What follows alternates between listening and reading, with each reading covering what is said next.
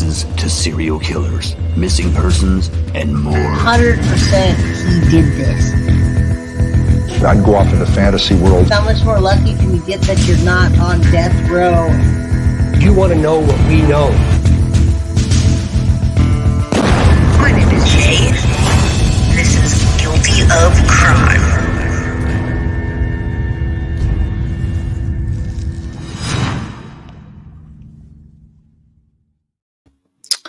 What is up, everybody? We're early today. It's 11:02 a.m. here in San Jose, California, and it's going to be 90 degrees today. Good morning, good morning, good morning, everybody. What's up, y'all? I figured I wanted to get this in there because I know a lot of you were talking about the analysis last night from Court TV. I have that, but I have even better than that. Of course I have better than that. Just kidding. I have that and more that I wanted to talk about, and I wanted to make sure that it was out there before everybody watches that show and says, oh, I already watched that. It's going to be the same thing.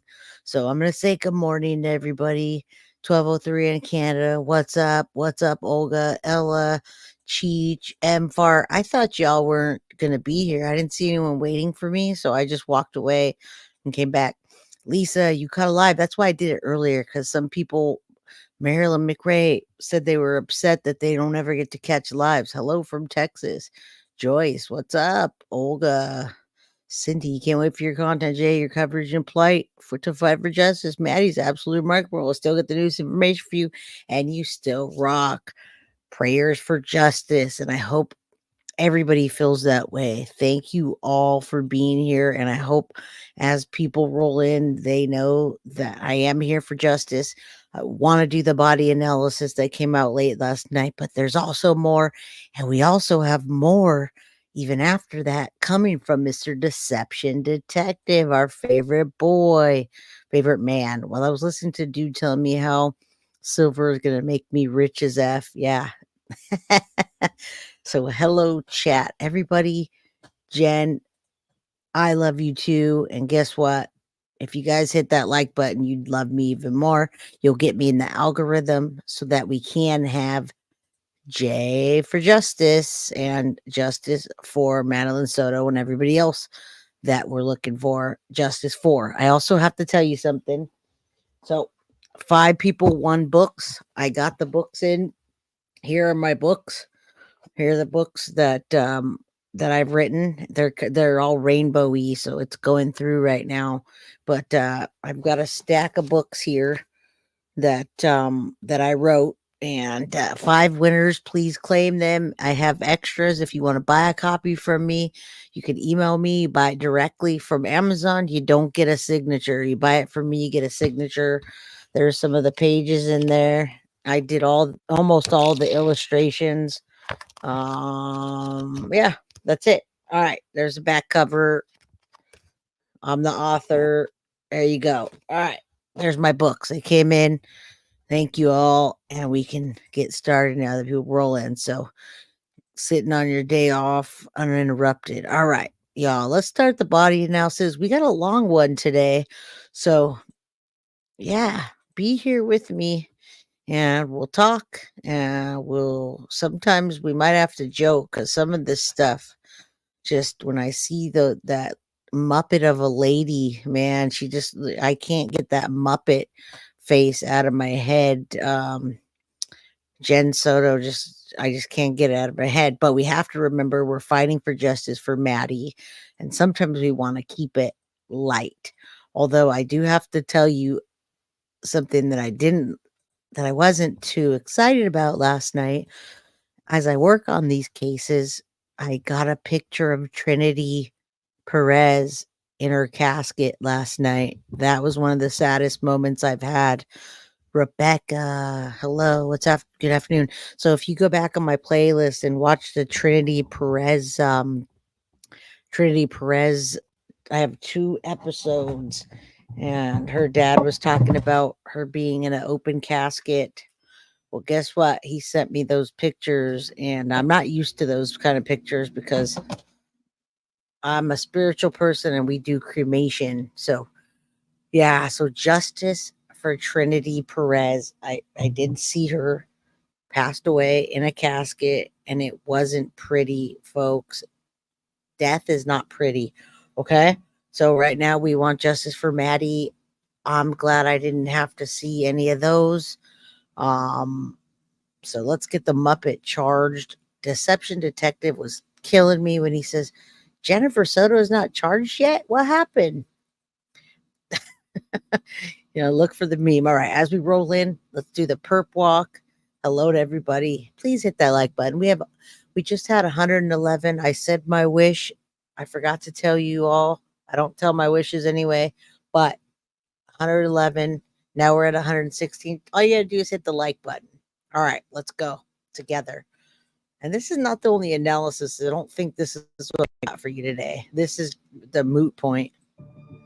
February 25th was Madeline Soto's 13th birthday party, celebrating a new phase in her life, becoming a teenager. There was a party. Her mom, Jen Soto, could not make it, but her mother's live-in boyfriend, Stephan Sterns, was there, a man who had been in Madeline's life for more than 5 years. In fact, Jen referred to him as Madeline's stepfather, even though they were not married. The next day, Jen and Stephan say Stephan gave Madeline a ride to school. They also say Madeline was embarrassed and did not want to get dropped off in front of the school. So she was dropped off near a church parking lot less than half a mile away. That's the last time they say anyone had contact with her. Investigators say the evidence paints a much different picture. They claim they have evidence of Sterns dumping Madeline's laptop and backpack in a dumpster and have images of Madeline dead inside of Sterns' car. Madeline never made it to school that day and was found. All right, and I thought this was important because there are a few people that have a bit of analysis. Towards the end, it has more analysis. Some people just have an opinion. But yesterday, people were getting really confused on the body cam and when the body cam was happening and what was happening and what happened now and where was her backpack and how this. So I want to go break this down for you. I still have 2 more body cam footage pieces I want to play, and then I'm going to release all the clips so you guys can see them all yourselves without my voice. Found 4 days later in some brush on the side of the road in St. Cloud, miles from their home in Kissimmee. Sterns was arrested after images of Madeline being sexually assaulted were allegedly found on his phone. And since then, he's also been charged with her murder. Jen Soto has not been charged with anything or named as a suspect. Now, for the first time, we are seeing body camera video from the officers who first responded to the call for a missing girl. What does this video show? What does it reveal? We'll take a look along with our body language expert as we continue to investigate the tragic life and death of Madeline Soto. Yes, we will. And we're going to also do it deception detective, but we'll get a little bit better insight from other people, and then we're going to come on with the real deal. I'm Vinny Politan. Thank you for joining us tonight here on Closing Arguments. We have a go a little bit fast. We know we have a good. And the focus initially has to be, okay, what do we know? What can we find out? Where was she last seen? Where should we be looking? And all of that transpired in some of these videos. But the question is, where are you getting this information from? Well, you're getting it really from 2 sources as they respond. One of those sources is Stephan Sterns, the one who's now been charged with the murder, the one who's been charged for all those images that were allegedly found on his phone. And this is his opportunity to tell his first story to police, to law enforcement. And he tells it to the deputies.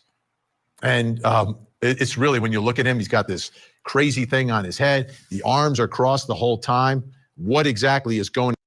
Oh, when DD breaks this man down, and it's coming soon. He's doing another video of him, his pole 1. You could see from the get-go that his arms were crossed. His hands didn't come out of his out of that stance or in his pockets, and his phone didn't come out. He hid his phone and had Jen's and handed Jen's phone back. So, yeah.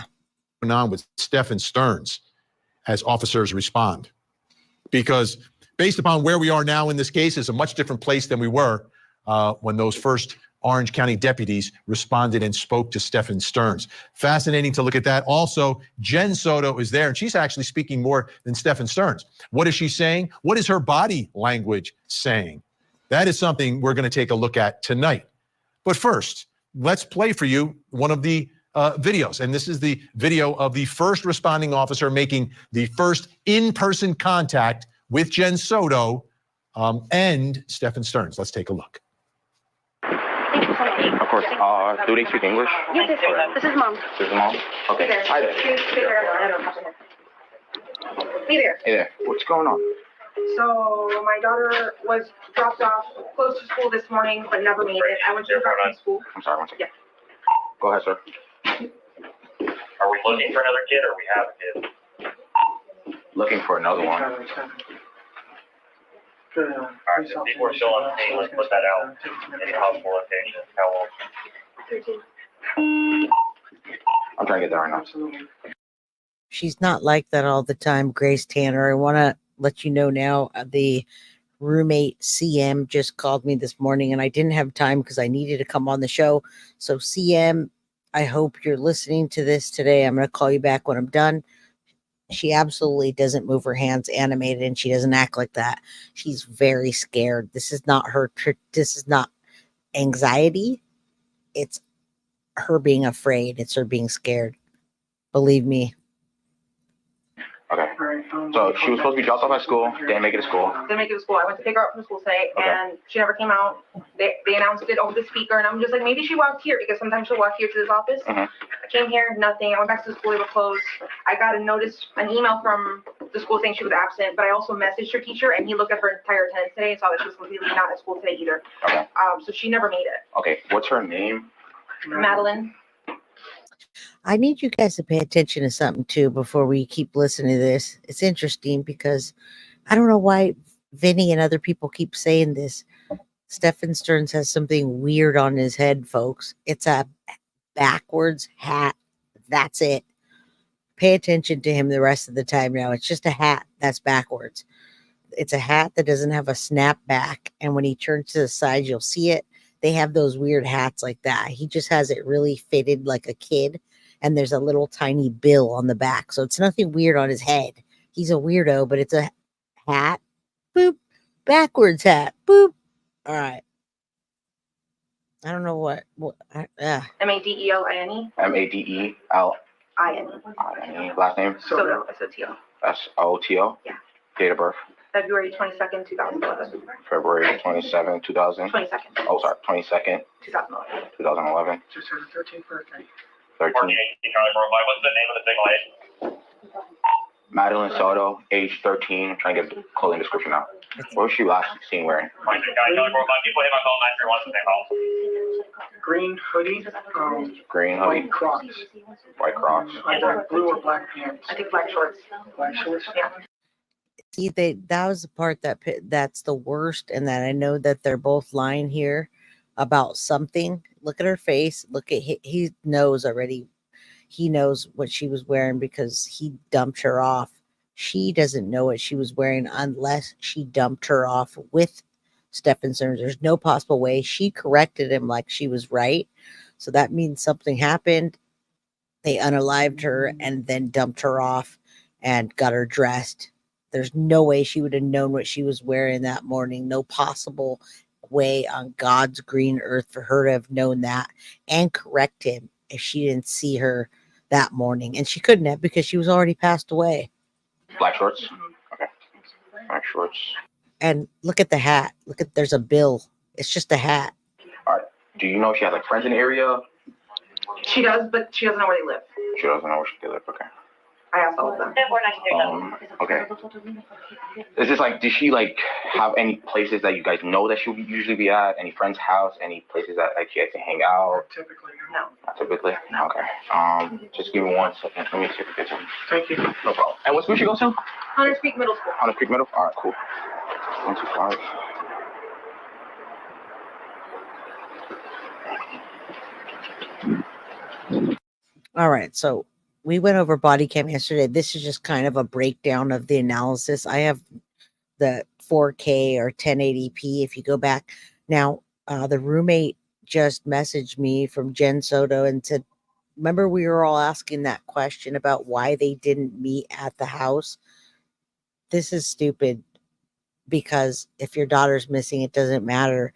In Florida, I guess it's illegal for marijuana if you don't have a medical marijuana card. And the roommates didn't have a medical marijuana card. And when you see the video at the end, and there's roommates at Jen's house, so maybe the other people didn't, and they didn't want the police there. They didn't want the police there. The roommate says, when I lived there, she had it. Satan did not. So Stephan Sterns, Satan didn't have his medical marijuana card, but yeah, he was smoking. Here in California, you could smoke your life away and they don't care with a card or not. Do you have a picture of her? Can you airdrop to me? Yeah, I know. Let me see which picture. I don't know which picture. Okay, recently, probably from a birthday party, right? Yeah, but I wasn't there, so I had to look at. What's up? Me again.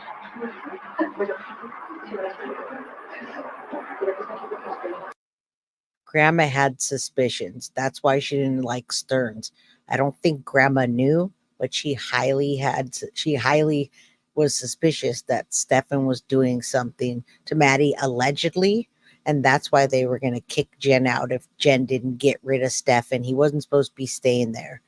But I don't think Grandma knew, but she definitely didn't see something and say something. Everybody felt her. Go ahead. That's what I'm about to grab right now.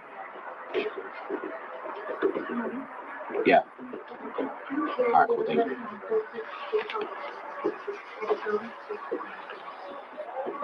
Is this a good enough picture, or do you need a whole body picture? Thank you. ¿Cómo así? Sí, 25 niños. Put my eardrop. I don't have to do it. I got you. Okay, where's your photo? Right there. It's on WhatsApp. That's fine. I also want you to notice something else. I noticed there's some new people here today. Stephan Sterns sounds grossed out by the beauty mark on her. I played it twice yesterday in the better footage that I have with no blurs, and it's like 4K. And that he talks about the beauty mark, and then he says it's real big, and he sounds disgusted when he's talking about the beauty mark. He's disgusting, but I don't think he liked it, and you could tell. I watched it over and over, by the way. I saved it to my photos, so you could. You saved it to your photos? Yeah, we can Perfect. just switch it.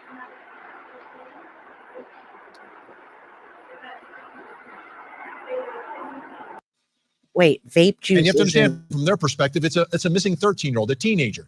Oops. Oh, what So- happened? Let's go. She doesn't know what she did. Okay. I asked all of them. Okay. We watched most of this yesterday. Vape juice is different, sir. This is a vape. This has no marijuana. So if he was talking about that, that was in 2019 when the roommate lived there. So that doesn't mean now. She was talking about before. Is this like, did she like have any places that you guys know that she'll usually be at? Any friend's house? Any places that like she likes to hang out? Typically, No. Not typically. Okay. Just give me 1 second. Let me see if I can. Thank you. No problem. And what school she goes to? Hunters Creek Middle School. Hunter Creek Middle. All right, cool. 125.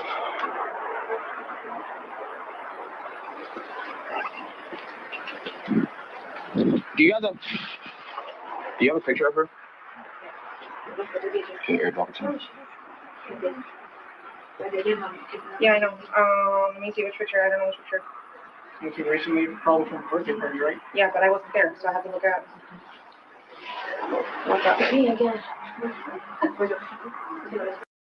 Also, she had to remind Stephan Sterns that she wasn't at the birthday party. Did you catch that?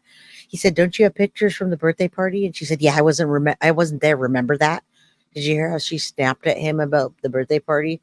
Also, Stephan Sterns wasn't at the birthday party. If I haven't said it 100 times, I'm going to say it 101.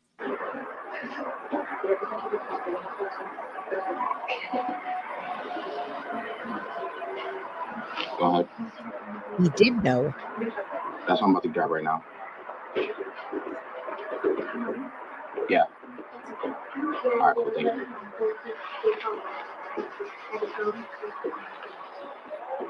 Is this a good enough picture, or do you need a whole Yeah, body that's picture? Oh, there it is. There was a picture. ¿Cómo así? Sí, 25 niños. Put my eardrop. I don't have to do it. I got you. Jen is nervous as fuck right now, folks. excuse my language, but this is not her being weird, autistic, affect, whatever people say about her. It's her being nervous. I said that yesterday in my video. I'm chatting with the roommate now that used to live with Jen, and she said Jen never acted like this, and if her kid was missing, she'd be bawling.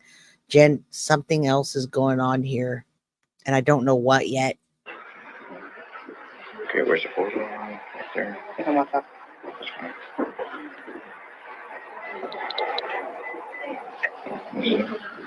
I saved it on my photos, so you could go. You saved it to your photos? Yeah, because Perfect. we'll shoot your photos.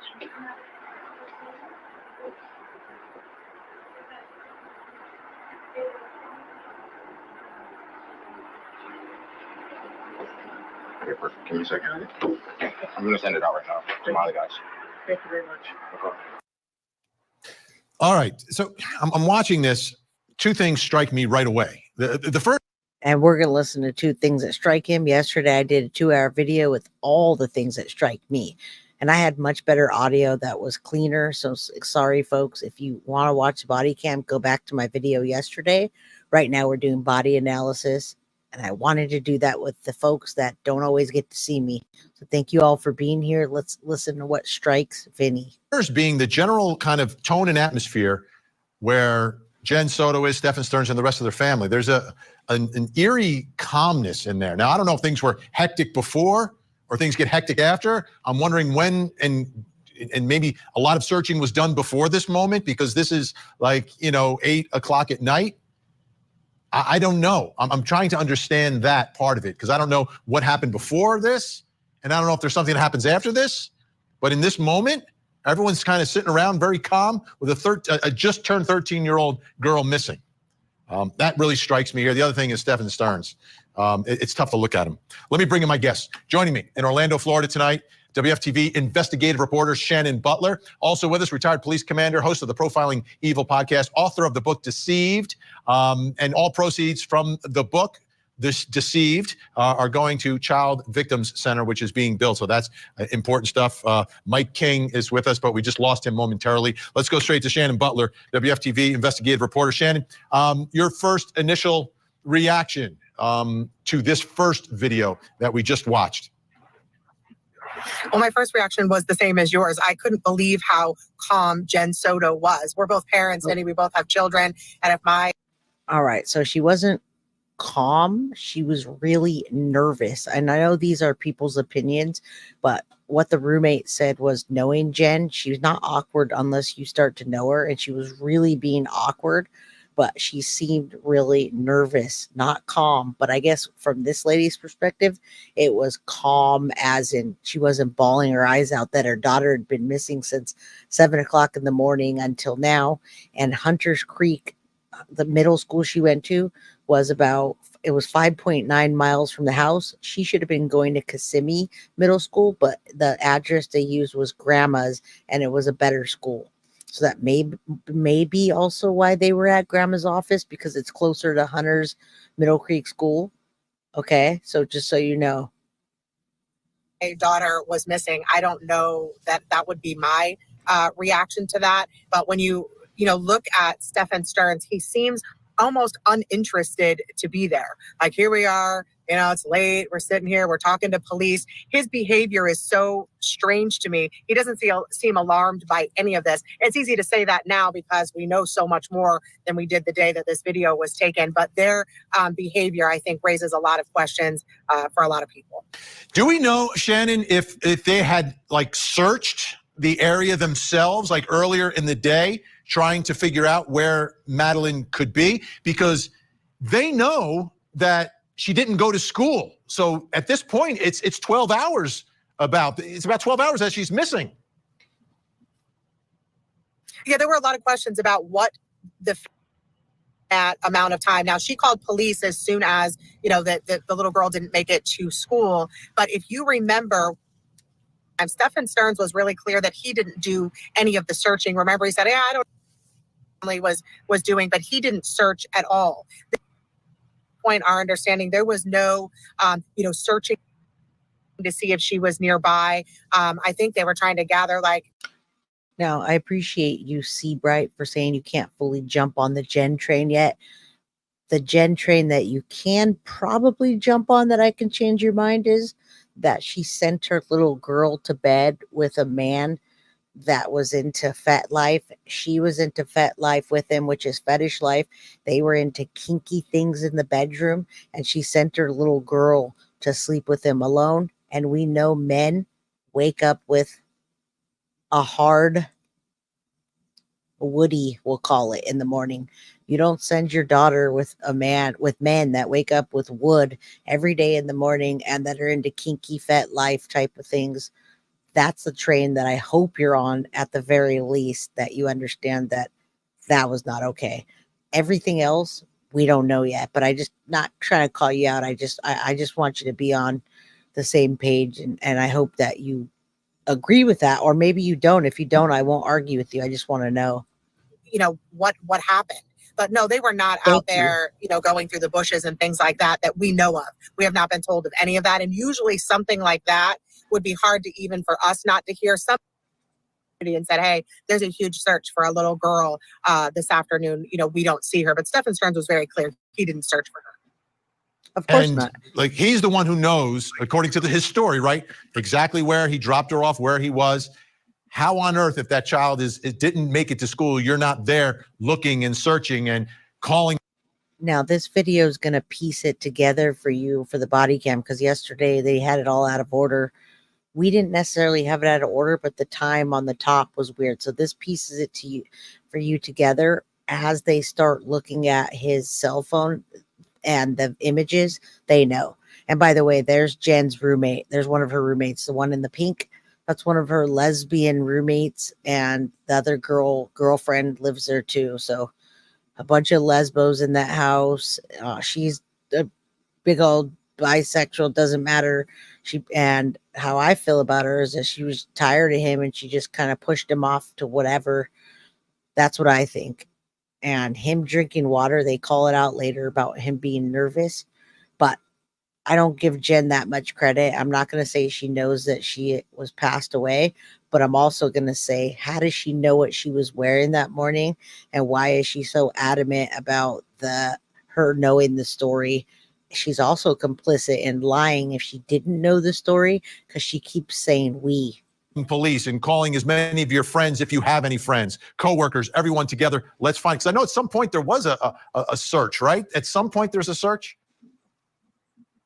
Well, it wasn't like a community search. We've seen with other cases how you get the community out and they start doing searches. Police do what's called a grid search in those kinds of areas. But this didn't happen in this case, which was really interesting. There was not huge search parties. So it was very clear from the beginning that those investigators already knew that there was no reason to look for her, at least alive, in that general vicinity. Remember, they had video very early in this case, and they had already believed that MADELINE Soto was dead. At that point, immediately it turned into, we hope that someone gives us a tip so we can find where MADELINE Soto might be. And in the end, that's exactly what happened. But this was not a case where we had huge search parties.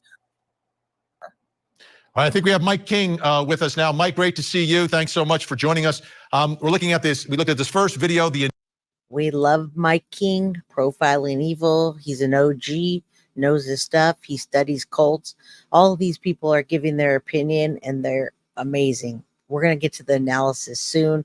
Thank you all for being here with me. I love each and every single one of you. The crime crew, guess what, y'all? We're kicking ass and taking names. 7 months in, and we're at almost 12,200 subscribers. If you want to be a subscriber, hit the subscribe button. If you're not, we just want to get out in the algorithm, folks. Initial contact in person that's made by deputies. Interested in your initial reaction here, right? This is at this point, purportedly a missing child case. Your thoughts about Jen Soto, Steph Sterns, and this initial contact that is made? Vinny, I felt like I was watching a rerun of the missing boys in California, and the mom and the dad, or at least the foster parents as they got up. The thing that really jumped out at me was that we talk about crime scene staging, but But this is more story staging, because she stepped right up with a story that seemed like she'd rehearsed a little bit. It may have even been in cue with what she was directed to say. And I think it's going to be interesting to see if there's some coercive relationship going on between the two as this thing unfolds. But he stands back kind of watching, and boy, you can tell how unhappy he is about being there. But she starts right off with a story that she's already prepared. We dropped her off at school. It was a little bit early. We watched her walk away. And all the other staging that we heard Stern going through with, hey, I'm a good guy. I took her to McDonald's. She didn't want it. I said goodbye. I love you. Oh, by the way, she said, I love you too, as she gets out. I bet she didn't want it. And I don't think it was the McDonald's that she didn't want. Something else that she didn't want as she turned 13. And that's when it happened. That poor little girl. All of that verbal staging really jumped out at me, Vinny. All right, our guests are staying with us. We got more videos to look at. Plus, coming up next hour. Karen Reed is accused of murdering her Boston police officer. Nope, I don't care about that right now. About 27 seconds apart, correct? Nope. No, it's not my trial. She does, but she left it at home today. I have it. I've already gone through her messages. Okay, how about, does she have like Apple Watch? She's got a device. The only device she's got on her right now is her school laptop. A school laptop, it's not trackable? I don't think so. A lot of moving parts in this video. And this is, again, the first contact in person. Orange County deputies responding to the call for a missing child. Let's take a look now. We've got a second video to look at from a second deputy. Again, here's Jen Soto, Stephan Sterns telling the story. Sorry, I correct myself. When we get back to the video, the girl is, and I said it yesterday, the girl in pink is not the roommate. That's Jennifer Soto's best friend, Annalise, or Annalise, Annelise. She's on the witness list, folks. When I do go over the documents, I'll show you. She's number 11 on the witness list. Her name is Annelise, Annalise, and she was the best friend of Jennifer Soto. And there was a lot of people living in that house, folks. So everybody let Maddie down. She had 4 bedrooms in that condo, 3 upstairs, 1 below. I showed you pictures of inside of the house before and the way it was set up.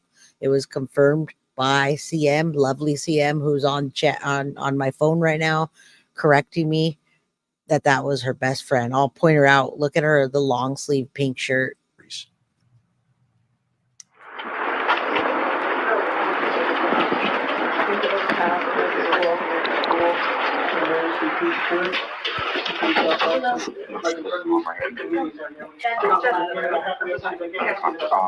Does she have a phone number or phone? She does, but she left it at home today. I have it. I've already gone through her messages. Okay, how about, does she have like Apple Watch? She's got a device. The only device she's got on her right now is her school laptop. A school laptop, it's not trackable? I don't think so. It should be. If the Wi-Fi's turned on, it'll try to connect to the Wi-Fi. So if I like circle here, it's gonna send you Does she know how history of LA? She's hanging out. Possibly, I don't know. She got dropped off. She was like, so she can barely explain this car. So she wanted to drop off. All right, folks, I call that the Chris Watts sway. When Chris Watts was guilty as sin, he swayed himself to soothe himself. So she's soothing herself from maybe her daughter being missing or maybe her knowing more.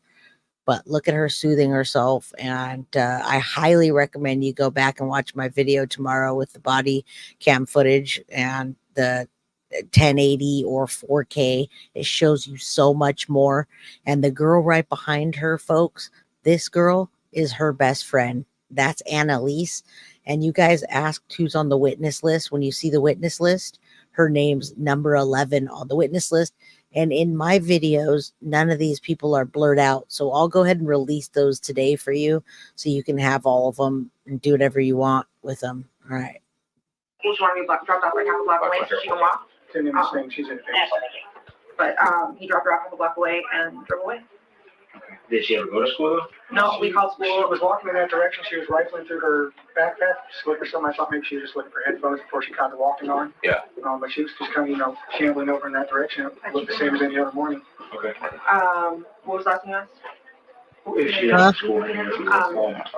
So I got confirmation from the school that she never made it. They sent me an email saying she didn't make it, but I also spoke to her or emailed her teachers directly, and he looked at all her attendance for all her periods and told me she didn't make it at all today. No, she's supposed to have a book bag. She was supposed to go to school, but didn't go to school today. Yeah. I want to answer all the questions, but we got to get through this. Karen Sarantino, witness for what? Trials coming. There's a huge witness list. I have all the documents. There's witnesses that are going to be called to trial, and she's one of them. All of the roommates that live there are on the list, folks. There was other people living in that house. I guess you didn't see the paperwork yet. All right. Yeah, it's negative on that hit at the apartment. White, So, reference A 21 to a vehicle. Local, reference A 21 to a vehicle. I think Going black to be an shorts. unknown male, gray hoodie, black pants, black event, black gloves. No further information. 1064, 1946. and when was the last time you seen her? Do you know around what time? Around 8:30, 8:40 when we dropped her off. How tall is she? 5'1", Weight. 110 pounds. 110, 112. Hair color. Blonde. Blonde, like that. Dirty blonde. Like a dirty blonde. Yeah. Okay. And then listen when he talks about her big mole, her beauty mark. He's all, it's big. And he's answering all the questions. You guys already probably heard this, but he's answering more about her. He knew that she was 112 pounds instead of 110. Like he was putting her on a scale to make sure she wasn't too fat or something. Why would he know that? And why does he know so much about her body? At this point, they still think that he's the father, so they're not too concerned. Had they known that this relationship was on again and off again for many years, and they had even seen a portion of his sustenance account, they would have already been looking at him as a suspect, folks. Eye color. Blue. Does she have any markings on her, like any scars or anything like There's that? a distinctive beauty mark on her Listen. face On her here. face. On the face, like below the nose or near the nose? Yeah, like right in that area there. It's very distinctive. You'd know it if you saw it. Big Any other scars or anything like that? scars. That bothered me when the way he said it's big. I listened to it 12 times already. That's why. Listen one more time. It just bothers me how he says it's big, like he's grossed out by it. Weight. 110 pounds. 110, 112. Hair color. Blonde. Blonde, like that. Dirty blonde. Like a dirty blonde. Yeah. Okay. Eye color. Blue. Does she have any markings on her, like any scars or anything There's like that? a distinctive beauty mark on her face On her here. face. On the face, like below the nose or near the nose? Yeah, like right in that area there. It's very distinctive. You'd know it if you saw it. Big It's big. He says it Any like other he's scars or anything grossed like that? out. We should know. scars. No. Tattoo. No. You'd be surprised. I put the top part out. I didn't get the rest of the stuff in, so I can put it out. Got me 314. Updated 14. White female. Can I just see that phone? Black shorts, white pants, 519. Blonde, dirty blonde hair. Blue eyes. Has a beauty mark under the nose.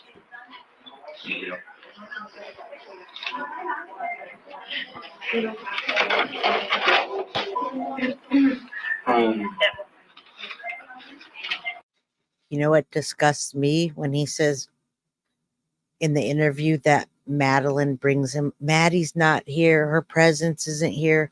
She brings us a lot of joy. That I want to just grab him and all right. Anyway, sorry. I'm getting a random 407 number. Hello? Yes? Still out.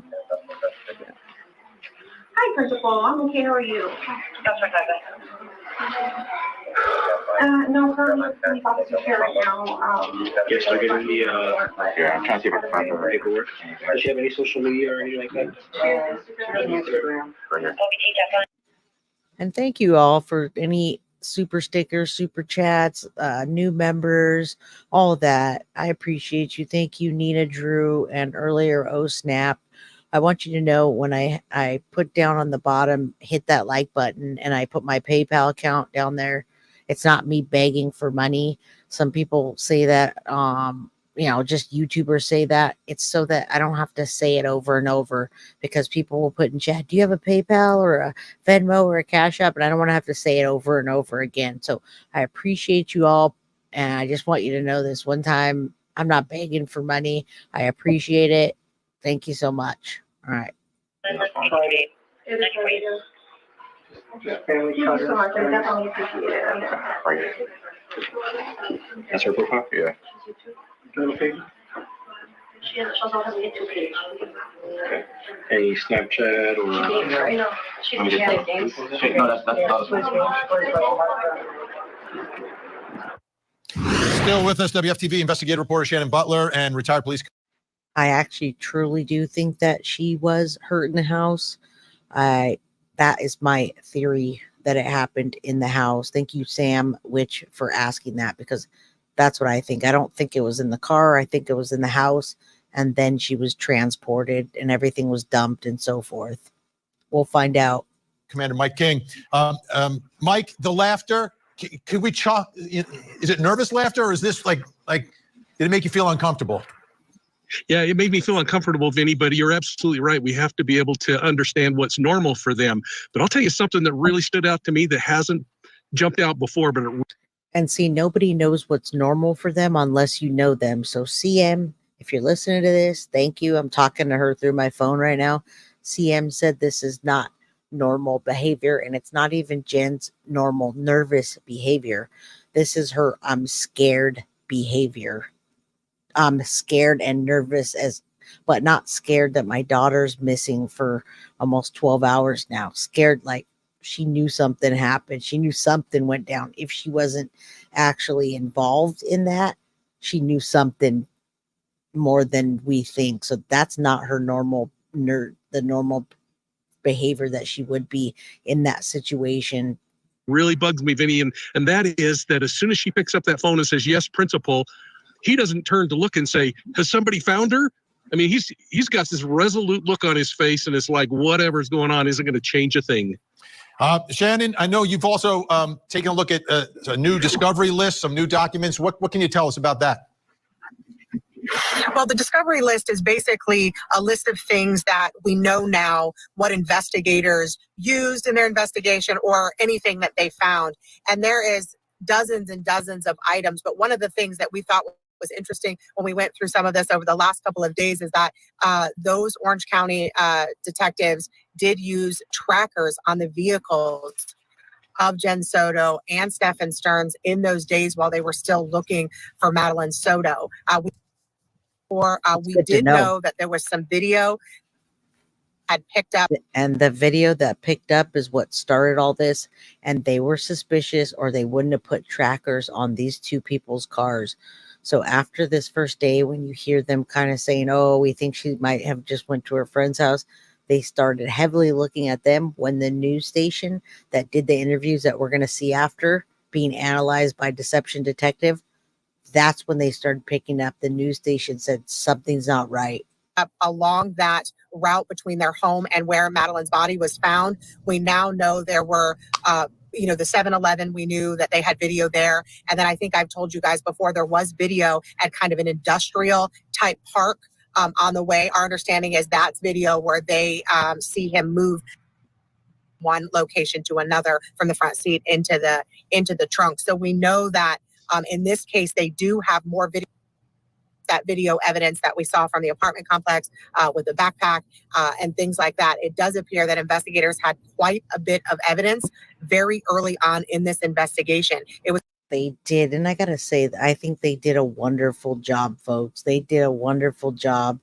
And as soon as they got a hold of that phone, and as soon as the news people alerted them, they acted fast. I will give the police department a good big two thumbs up on this. They did an amazing job, and I hope they don't let Jen off like Kayla Montgomery, folks. I'm really nervous for that. It was, of course, that tip from that passerby that helped them locate Madeline's body, but they were pretty well ahead of the game very early on in this investigation.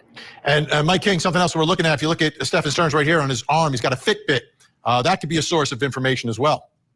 Yeah, absolutely, Vinny. And the fact that they really have a pretty good cellular system set up through that part of Florida. They're not only are pretty good cell towers and they're in good proximity with a pretty good direction, but they've got microwave and they've got small cell installations. So I think when they're starting to look at the forensics in this particular case, including the bird dog information that they put on the vehicles to track him, I think they're That was cool. They put the bird dog information. Jennifer Lang, how come nobody else in the house knew what happened? They're all on the witness list. We're going to hear what happened. We're going to also hear from them what signs they might have saw, if they felt like they were suspicious.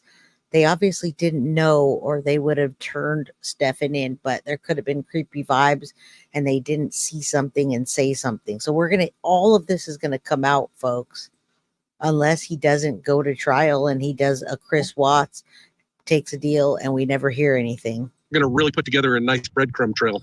Shannon, what do you think of the dynamic? I know you guys interviewed them together, and everyone looked at that and was, quite striking. How about in this video? Do you see any sort of different dynamic between the two, or is it consistent with when WFTV, you guys did the interview with MADELINE Soto and Stephan Sterns? Yeah, it appears to be pretty...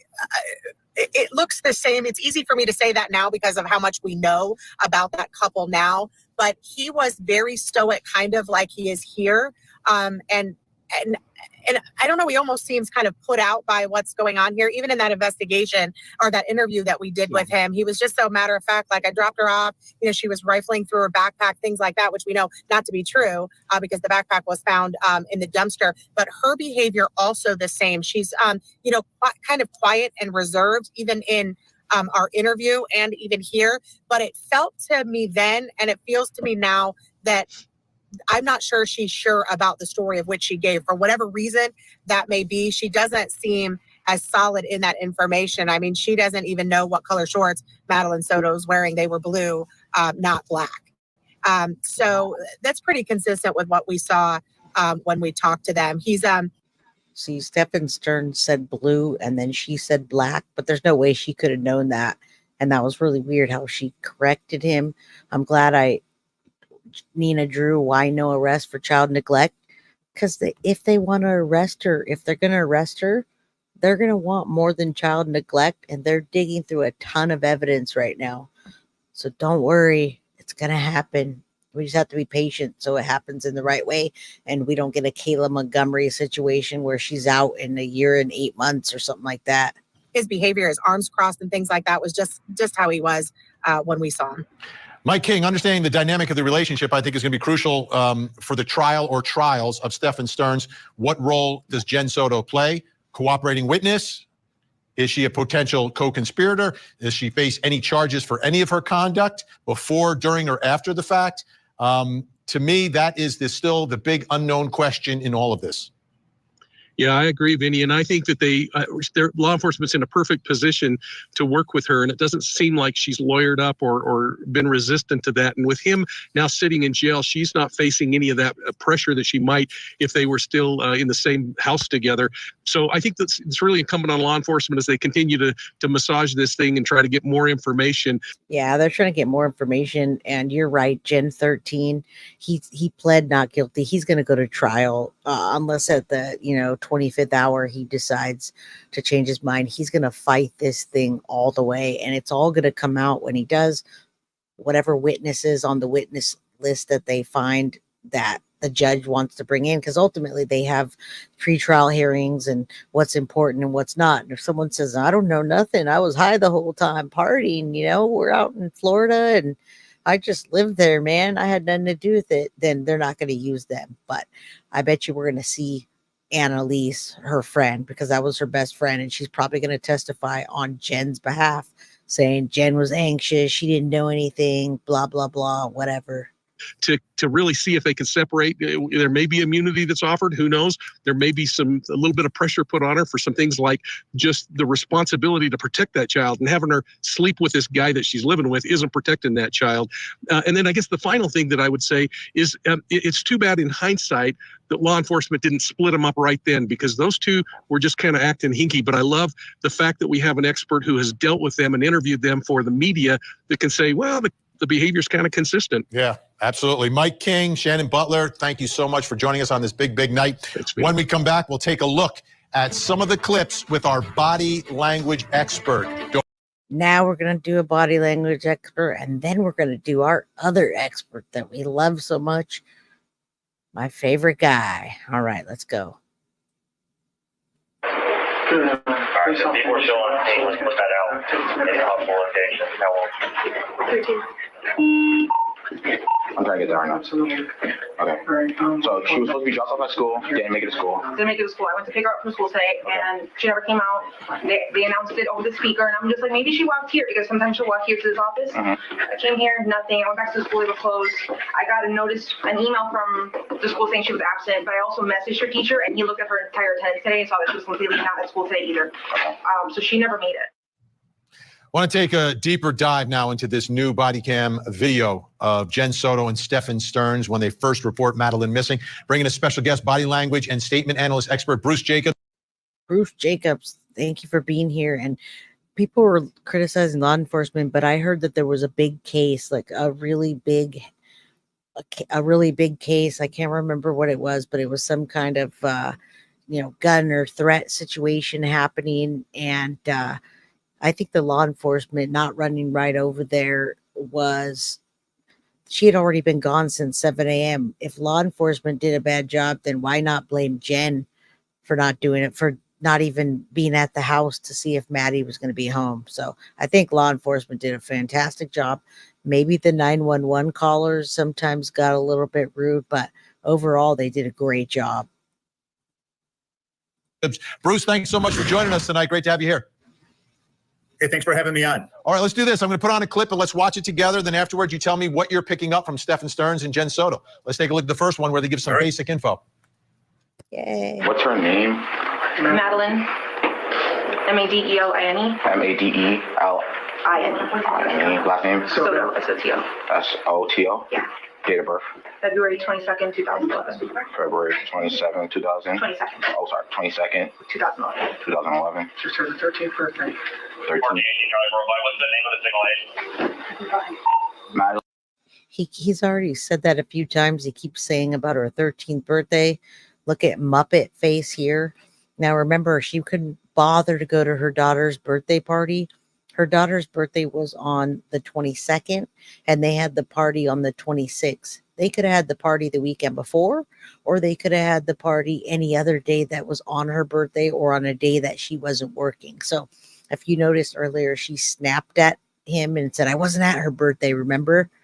I wonder why. I wonder what the relationship was between her and Maddie, because Stephan Sterns was always giving Maddie full attention at all times. And even in the pictures, he was. Madeline Soto, age 13. Trying to get the clothing description out. What was she last seen wearing? Green hoodie. Green hoodie. White Crocs. White Crocs. Either blue or black pants. I think black shorts. Black shorts? Yeah. Black shorts. All right, Bruce, what are you picking up here? So just giving some of the basic information. Yeah. So let's go back to when they first came in. The officer first came in. What's the first thing that Stephan did? He takes a big swig of water. Okay, that's a limbic brain response. Most of the ancient lie detector tests are based on your saliva, your dry mouth. So then he reaches back and he puts the water bottle behind him, and he comes up and he starts to put his hands in his pockets. But then he changes his mind and he crosses his arms. We call that torso blocking. Okay, so when people are feeling threatened, they'll torso block. Your limbic brain, which is your fight, flight, or freeze brain, has a vested interest in protecting these organs. So as soon as he does that, now it doesn't always mean it's a close stance. It depends on the circumstances and the context of when it's happening.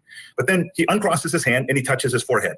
Again, it's a limbic brain response. It's a pacifier. So he wants to run or fight, but he can't. So he's got to calm himself down. So then mom answers the phone and hands it to him. So he takes his hand and he takes his thumb and puts his thumb in his pocket. So most people, when they put their hands in their pocket, they either put the whole hand in, right, or they'll leave the thumb out. So hiding your thumbs is a great sign of lack of confidence. So he talks on the phone a little bit, hands the phone back to her, and he immediately goes back into the closed stance and again touches his head, touches his forehead. So these are limbic brain responses. That it's a fight, flight, or freeze response. So those are great clues. I have to agree with the other people in the beginning that there's almost an eerie calm here. So I look at mom's bobbing back and forth. It's a very eerie, calm. And there's a girl in the background that's wearing black. I think she's the skinny one that looks really like masculine. That is the best friend. That's Annie Elise's girlfriend or wife, by the way. So I just wanted to tell you guys, in case you weren't here yesterday, the people in the video and who they are. She's got the exaggerated sway back and forth, but she's pretty much repeating what she's been told. So I didn't see too much on her. There was some emotion on her face. She had some forehead, some tension in the forehead as she was talking also. Okay, I've got a second clip. In this one, they get into more of the details of the actual story. Let's watch that one. She got dropped off. She was like, so she could barely explain his car. So she didn't want to be dropped off at school. She wanted to be dropped off like half a block away so she can walk. It's an interesting. She's in a phase. But he dropped her off half a block away and drove away. Did she ever go to school? No, he called She school. was walking in that direction. She was rifling through her backpack, just looking for something. I thought maybe she was just looking for headphones before she got to walking on. Yeah. But she was just kind of, shambling over in that direction. It looked the same as any other morning. Bruce, are you picking up anything in just the dynamic between the two? Yeah, so she's explaining to the officer what's going on, and he steps over her from behind. Now, he doesn't have his hands crossed here because she's in front of him. It's like standing in front of a podium, right? She's blocking for him. So he adds that in there, like she's going through a phase. So he's kind of minimizing it. He doesn't use the word just to minimize it, but he goes, she's going through a phase. And he talks about dropping her off about a half a mile away. Well, that's a long ways, but okay, maybe he did. Obviously he didn't know. So he says, and then he starts talking about what happened. And one time he says, he's talking about how she was rifling through her backpack and then she stammers away. I think that's the word he used. And then he goes, so he uses the word or the phrase for the very first time in all the body cam clips. So has two meanings, unless it's his baseline, has two meanings. One of them is he's trying to monopolize the conversation. And the other one, he doesn't know a whole lot about it. So he's trying to convince us, that she was stumbling through her backpack. And then he adds something at the end, it's unnecessary language. It looked the same as any other time. So what he's saying is that every other time she stumbles through her backpack and he kind of acts like she was walking, like imitates her. So I found that very odd, that he was trying to convince us because he uses the phrase, and he says, just like every other time. So every other time she is going through her backpack looking for her headphones. Yeah. Lots of deception there. Final one. And this time they talk about the last time they saw her, but there's also a moment where I think people laugh a little bit. Let's take a look at that. When was the last time you seen her? Do you know around what time? Around 8:30, 8:40 when we dropped her off. How tall is she? 5'1". Weight? 110 pounds. 110, 112. Hair color? Blonde, like that. Dirty blonde. Like a dirty blonde? Okay. Eye color? Blue. Does she have any markings on her, like any scars or She anything has like that? a distinctive beauty mark on her face On here. her face? On the face, like below the nose, near the nose? Yeah, like right in that area there. It's very distinctive. You know it if you saw it. Big. Any other scars or anything like that? Which Scars? No. Tattoo? No.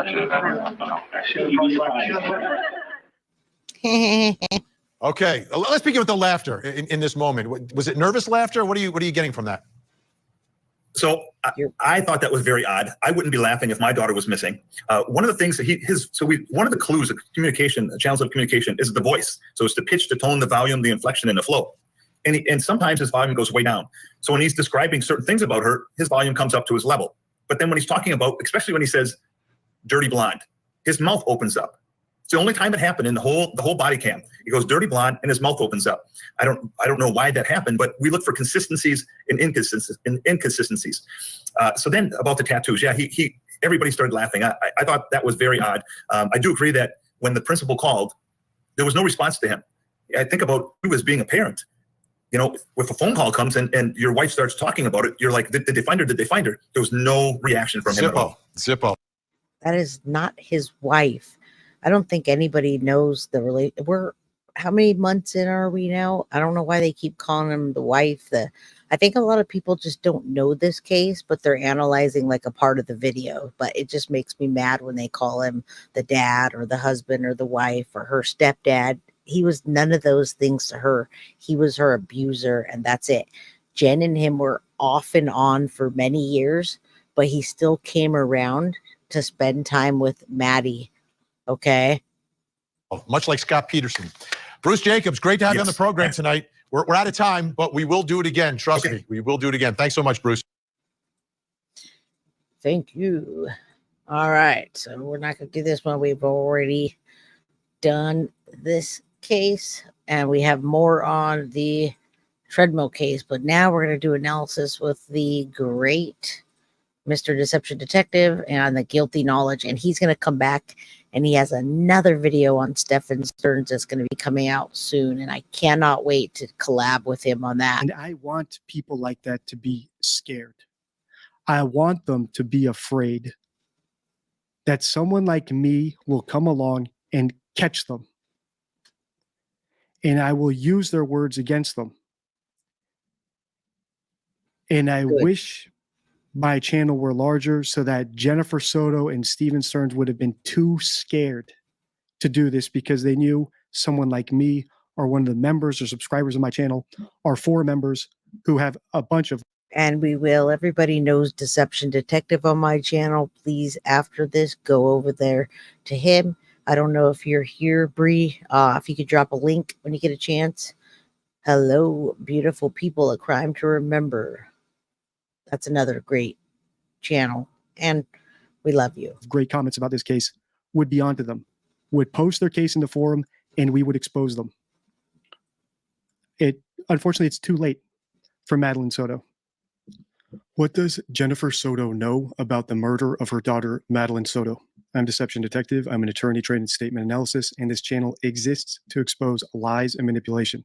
In today's video, we'll analyze an interview Jennifer Soto did with WFTV shortly after she reported her daughter missing to determine if she had guilty knowledge. And this is awesome that he does this, and he's going to do it again with another Stephan Sterns one.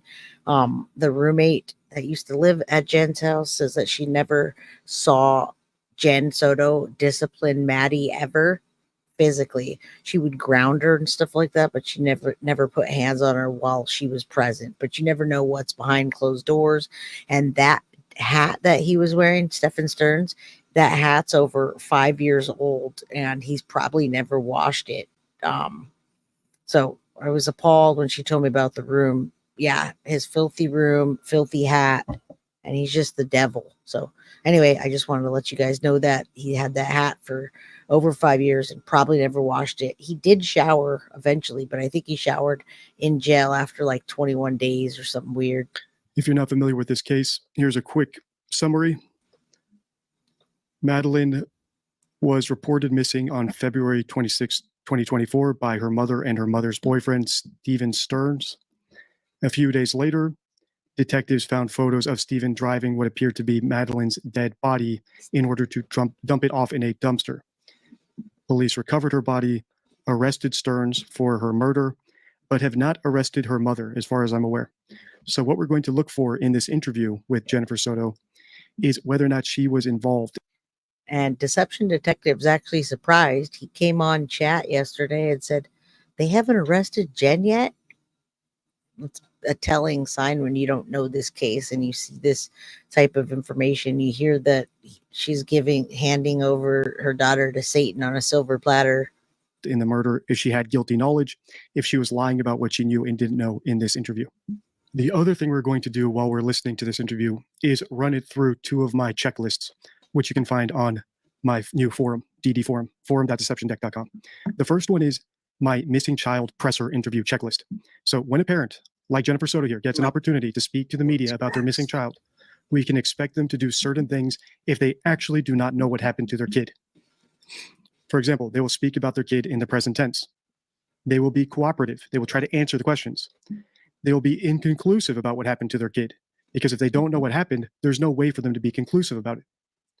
We can also expect them to address any potential kidnappers. So even if they're not sure the kid was kidnapped, they might still speak to any potential kidnappers through the camera. Like, if you have MADELINE, please return her to me. You know, she's my little girl. We'll pay you. We won't report you. Just return her, please. We can also expect them to address the child through the camera, because as far as they know, their kid might still be out there and they are on TV right now. This is their one opportunity to speak to their kid. So while a hoaxer might say, I'm wondering what's happening to my kid, I hope they're okay, someone who actually doesn't know what happened to their kid will take the opportunity to speak to their kid through the TV, because they don't know if they're watching or not. Finally, we can expect the parent to ask the community to help, and we can expect them to have some sort of call to action. This is analyzing Jennifer Soto. And another video, we're going to do Stephan Sterns again, now that we know what he's done. And that's by Deception Detectives. I'm not sure what you're referring to, but yeah, we're doing, we're breaking down these videos, folks. I'm not sure, but there's your answer. Action. Like if you see Madeline, call 911 or call this special hotline or go to the special website after calling 911. The whole point of this is to analyze Jennifer Soto, and we got some analyzing of Stephan Sterns, but this is like deep dive analysis, and you can see Deception Detective has a list. I have his deck of cards, and it helps to he'll explain. The other thing to look for briefly is my hoax checklist. So hoaxers, when people who are making up a story are pushing a narrative in these interviews, they do certain things that indicate that they are hoaxing. For example, they're conclusive about what happened. We've seen that in the John Bonet case, Madeleine McCann case, William Turrell case, Summer Wells case. They are vague about the money shot. And in the case of missing child, the money shot is the point in time where the kid went missing. They're very vague about the timeline and the details, usually because that's the part of the story they made up. So they're vague about it. They are reticent about the money shot. So if they get asked a lot of questions about it, they answer in very short answers. In other words, they're not trying to communicate information. They're trying to withhold information. And we see a difference between their displayed emotions and their reported emotions. So just because a mother is crying on camera and sobbing and weeping doesn't mean she's actually sad if she doesn't tell us she was sad. So often you'll see with hoaxers that they'll be crying a lot, but they never actually report how worried they were or how they shouted and screamed for their kid or did anything that would indicate that they were actually scared the time the kid went missing or that they're actually experiencing the emotions they're displaying, because acting is a lot easier than writing a script. All right, all that said, we're going to bear all that in mind, these two checklists, as we watch Jennifer Soto, because she is appearing on the news. Anytime. So the first question is if I can have your first, your last name, and spell them both out for me. Okay. Jennifer Soto, JENNIFER SOTO. Mother.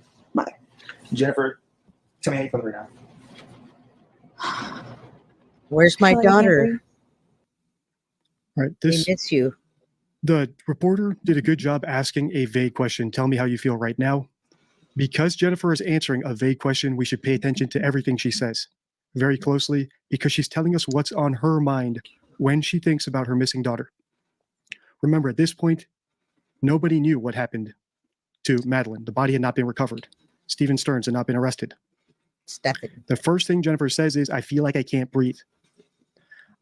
So when she's prompted to speak about her daughter, she talks about not being able to breathe. She seems to be breathing just fine. In fact, she seems to be shaking and hyperventilating. So she's actually breathing a little bit too well. And I want to call this out to you also. That first day that her daughter was missing, she was a lot more nervous than this day, which I believe was probably the second day.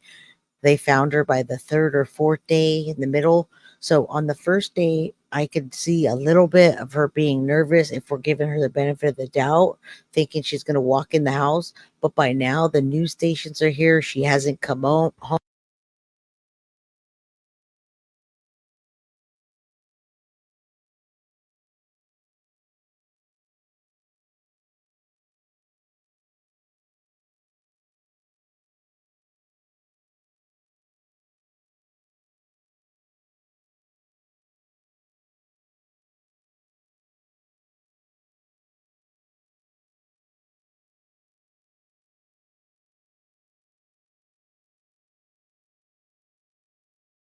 Why talk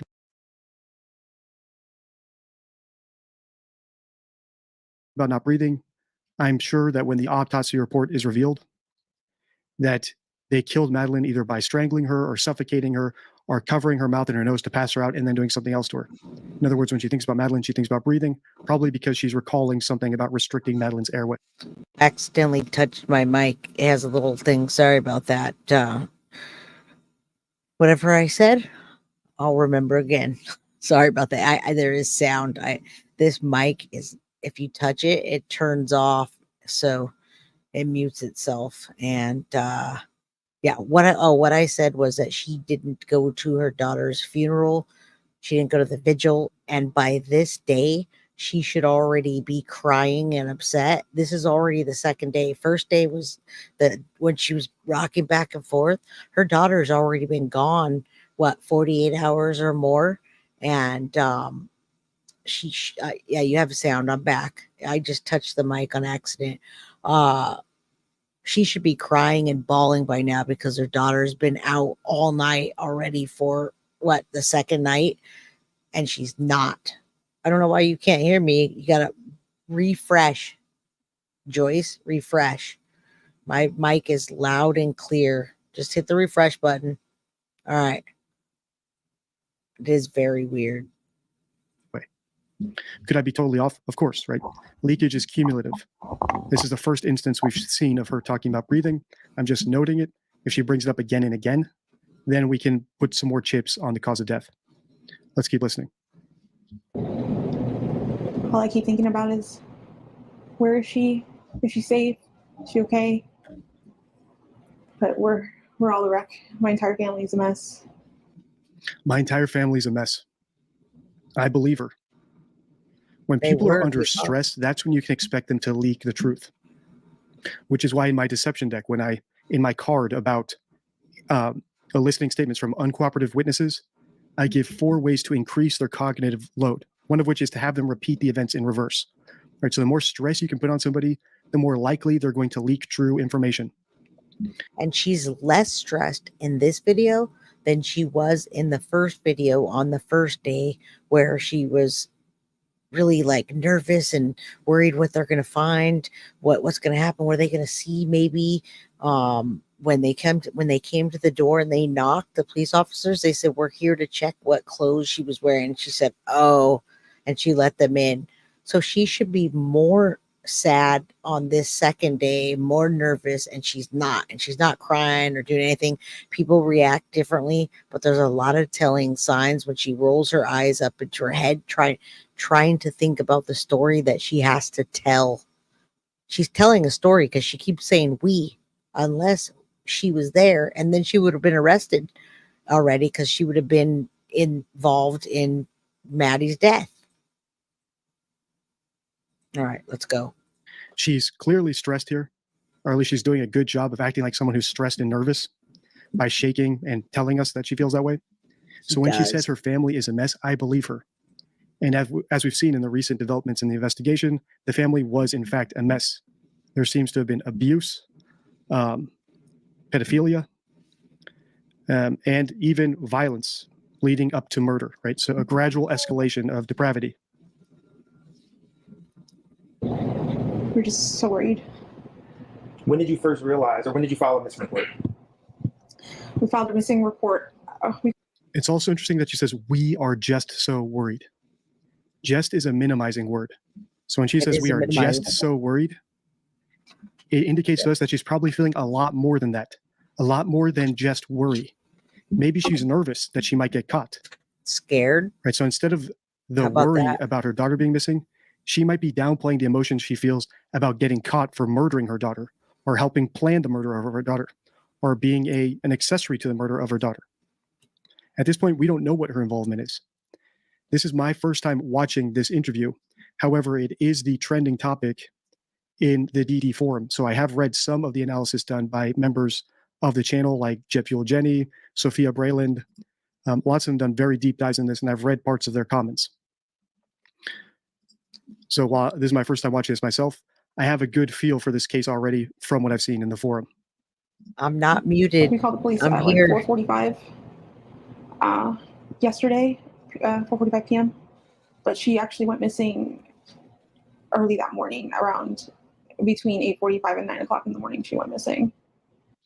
All right, so this is interesting as well. She says, "We reported her missing, but she went missing."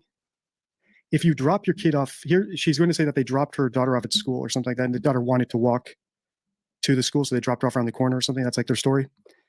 If you drop your kid off for them to walk a block down to school, you don't know when they went missing. Right. Very so true. The fact that she's saying conclusively she went missing at this particular time, instead of saying something like the last time I saw her was at this time, is a slight indication that she's being conclusive, that she might be pushing a narrative. And as you'll recall from my intro, conclusiveness is one of the checks, one of the signs of a hoax. So telling us when she went missing is a red flag. Telling us the last time she saw Madeline. No, deception detective does absolutely not think that any of that stuff. Deception detective thinks that she has guilty knowledge. How is she telling a story about we when she wasn't there? Stephan supposedly took Maddie to school while she was sleeping. She also told the police that what she was wearing. How did she know what she was wearing if she wasn't there? Maddie was already passed away by the time cops saw her on the camera in the car slumped over. So the only way that Jen would have saw her dressed and ready for school is when she was dressed and already not alive and getting put in the car. So no, this expert does not think that. He thinks that she has guilty knowledge. Listen to what he's saying. All right. Madeline would be the correct way to phrase this.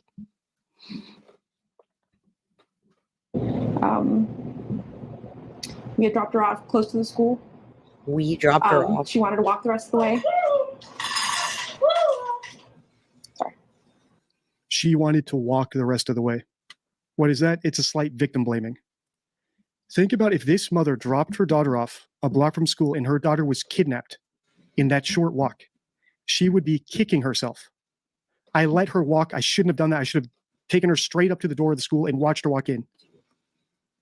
Not blaming the daughter. Well, she wanted to walk there, and look what happened. When your kid goes missing, your kid can do no wrong. She's smiling, you miss them, too. You feel bad. You're kicking yourself as a parent for letting anything happen to them. We saw a similar thing in the Summer Wells case, which I've also done a series on, where the parents say, well, Summer liked to play outside, and that was her downfall. That's victim blaming. The actual parent of a missing child kicks themselves. Why did I let her play outside unsupervised? Why didn't I make sure I was watching her? I knew she liked to play outside. I didn't put up a camera. I didn't put up a Ring doorbell. I didn't make sure that she had a dog with her or that. Why did I let Stephan Sterns sleep with her all by himself and send her off there? Why would I let a man have control and complete and utter control of my daughter that pines after her all day? Now, a couple things in the deception deck that I have here, and this is how that's how Deception Detective does it. And one of his biggest words is reticence. He used reticence earlier. And if you don't know what reticence means, liars tend to keep fabricated parts of their story short to minimize the risk of making mistakes. If the climax of a story is particularly one involving fantastic events, it's surprisingly brief. Like she did earlier. We dropped her off. That's it. We dropped her off to school. That's it. We haven't seen her since or heard anything. Listen to her story and what she's saying. Okay. So that's reticence. Also, Stephan Sterns he messes up and uses her Maddie in the past tense at one point. So murderers often refer to their victims in the past tense. Their knowledge of the victim's passing, if a suspect describes a missing person using past tense, it could indicate. Now we know. Explanations. When people use explanations, liars tend to offer explanations for why things happen, or victim blaming, like she did. Oh, she left her phone. It was her fault. Listen how many times she victim blames. She reveals things happen, revealing their insecurity and expectation of disbelief. In contrast, honest individuals use present facts, straightforward, allowing the truth. She does not do that in any of these. And then the last one that I think applies to this is leakage. And liars can unintentionally reveal the truth through their choice of words, as it's challenging to suppress real memories while telling falsehoods. If someone repeated an unusable phrase or word, it might be a clue. We, and we. There's one word that she uses over and over. And I can spot more as we go. And DD probably will too. But this is what I picked out of this. Graham was watching her. These are the comments of actual innocent parents, like the mother of Michael Monkey Vaughn, who I've done a little bit of analysis on in other videos. Also, if you're watching this video, you'll notice that Jennifer Soto is smirking and smiling because I think like a parrot or a toy is making noise in the background. That is bizarre. I will admit also that her shaking nervously is bizarre. I've seen Pat Brown comment about the nervous shaking and saying it's the first time she's ever seen it. If you know my channel, you followed me for a while, I don't analyze body language. I try to ignore it. I'm just pointing it out so you know I also see it. I'm not factoring it into my analysis. I don't think this is, for example, Duper's delight. People do bizarre things when they're actually distressed. So the shaking, the mother of a missing child who feels bad about being negligent and letting. And also, that's another part of it. Where was Jen between 8 a.m. and 4 p.m.? Stephan Sterns had a lot of things to say about that. Do you remember the audio where he says, oh, I think she had blood work that day. And then he says, well, I think she was cleaning up at home or at home doing something. And then Stephan Sterns talks about him cleaning up at home, which isn't true because he didn't even clean up his own home, folks. Go back and watch some of my playlists in the playlist Madeline Soto J. Listen to the tarot readings on Madeline Soto and Sebastian by Divine Pathways to True Crime. Very insightful. Thank you, Karen. I would appreciate that if you would email me that so I could remember. I would like to do that. I won't play that stuff on the channel because I follow facts only, but I'd love to watch that. So if you can email me, I'd appreciate you forever. Letting her daughter get kidnapped while dropping her off at school could be shaking just as nervously as a mother who helped plan the murder of her daughter and is scared of getting caught. Right, so we can't read too much into the body language, and it can be dangerous and misleading to do so. It's much better to focus on the words because people pick their words out of a dictionary of around 30,000 words for the average English speaker. Yeah, he may have. So as there's only a certain number of movements I can do with my hands and my eyes, I have tens of thousands of words to choose from, which is why the ones that people pick are much more telling than where their eyes are looking or, whether or not they're shuffling their feet. All right. So before we get into this part, you're right. He doesn't clean ever anything. So that's a big verbal leakage of him cleaning up. You're absolutely right. I think the crime scene was in that condo in one of the rooms that they slept in. And if he was cleaning, the only thing he was cleaning was the crime scene. He didn't even shower for 21 days or something like that. I have the paperwork on that, but I can't remember every detail without my notes.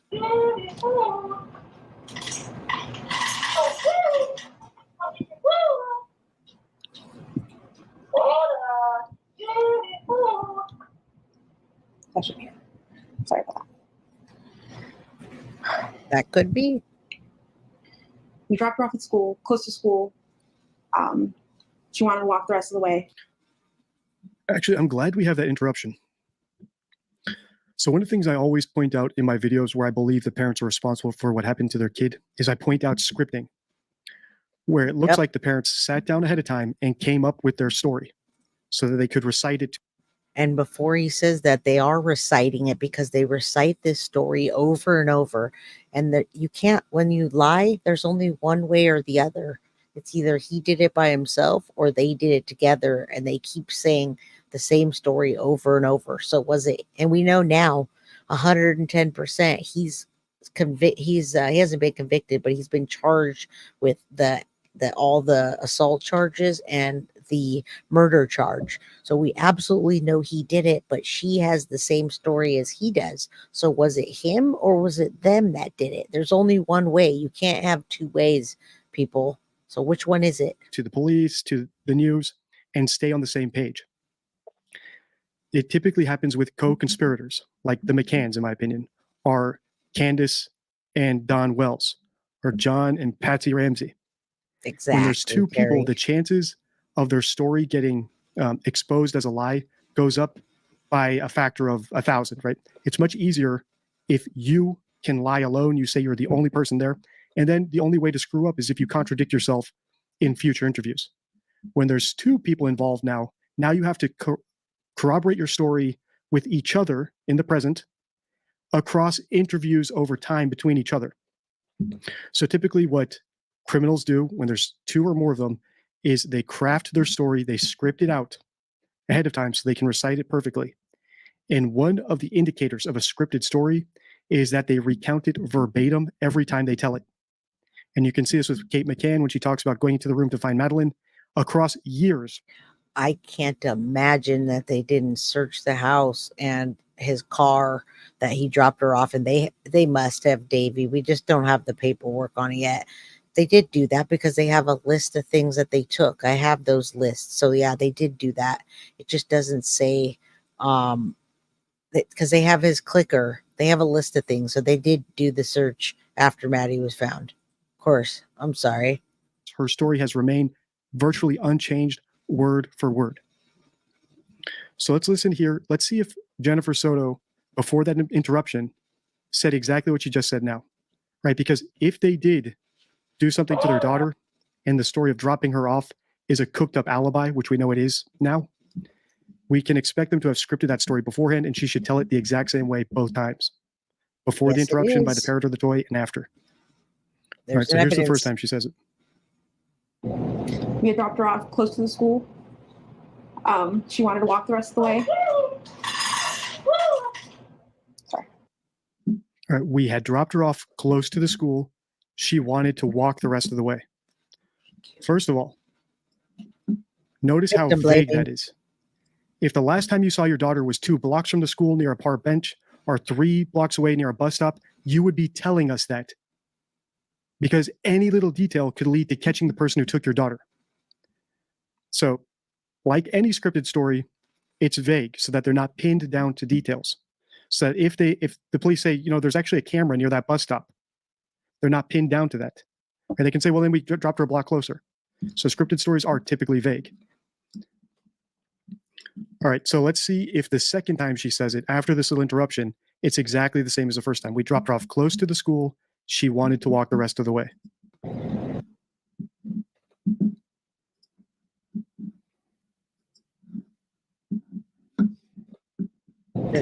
We dropped her off at school, close to school. She wanted to walk the rest of the way. They did. Wow. Word for word. In fact, she said we dropped her off at school and then corrected herself to say close to school. That's a great indication that this story is scripted. And now we know it's scripted for sure, folks. We just want to see how many lies we can catch her in. We should actually do a video, or we should do a video where we just write down all the lies from all the different videos, because there's so many of them. I have not seen later. Stephan Sterns gives an interview. I wonder if he will say the exact same thing. And if he does, we can stack up a lot of chips on our bet that this story is scripted.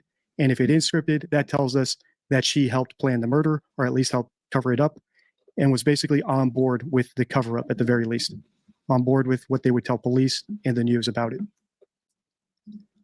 And it's very telling that she said we dropped her off at school and then went back to correct herself to say close to school. Because she didn't know. She Word for wasn't word. there. It's a story. I'm not sure what I'm allowed to share. You share whatever you feel comfortable sharing. I know You should also never say, I'm not sure what I'm allowed to share, when you're on a news station pleading for your daughter to come home.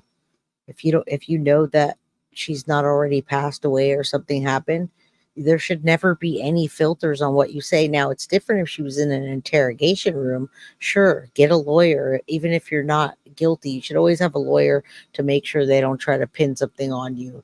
But in this interview, she's doing a news interview. She should have brought a picture out of Maddie, said, this is my daughter. If you see her, one of the friends' moms, if the moms see her, please bring her home. And yeah, DP charges, they're looking into that for the not the 60 charges, the passing of Maddie. What I think about it is they should go for it. It's Florida. Florida does that, right? you had conversations with detectives. So that might be all they scripted, right? So you're going to say, so what we're going to say is we dropped her off close to the school. She wanted to walk the rest of the way. It's not our fault. We didn't do anything wrong. And we're just going to leave it at that. That's why after she gives her little word for word spiel, she says she's not sure what to say next. If your daughter is missing, you say anything you can. And we have great examples of this. If you've seen my video, What Do Innocent Parents Sound Like? Where we looked at the biological mother of Gannon Stouch, who was kidnapped and murdered by his stepmother.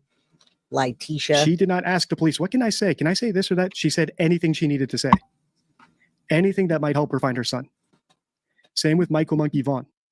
Again, reticence, folks. And that's why he uses reticence a lot, because reticence is liars tend to keep fabricated parts of their story short to a minimum to risk making mistakes.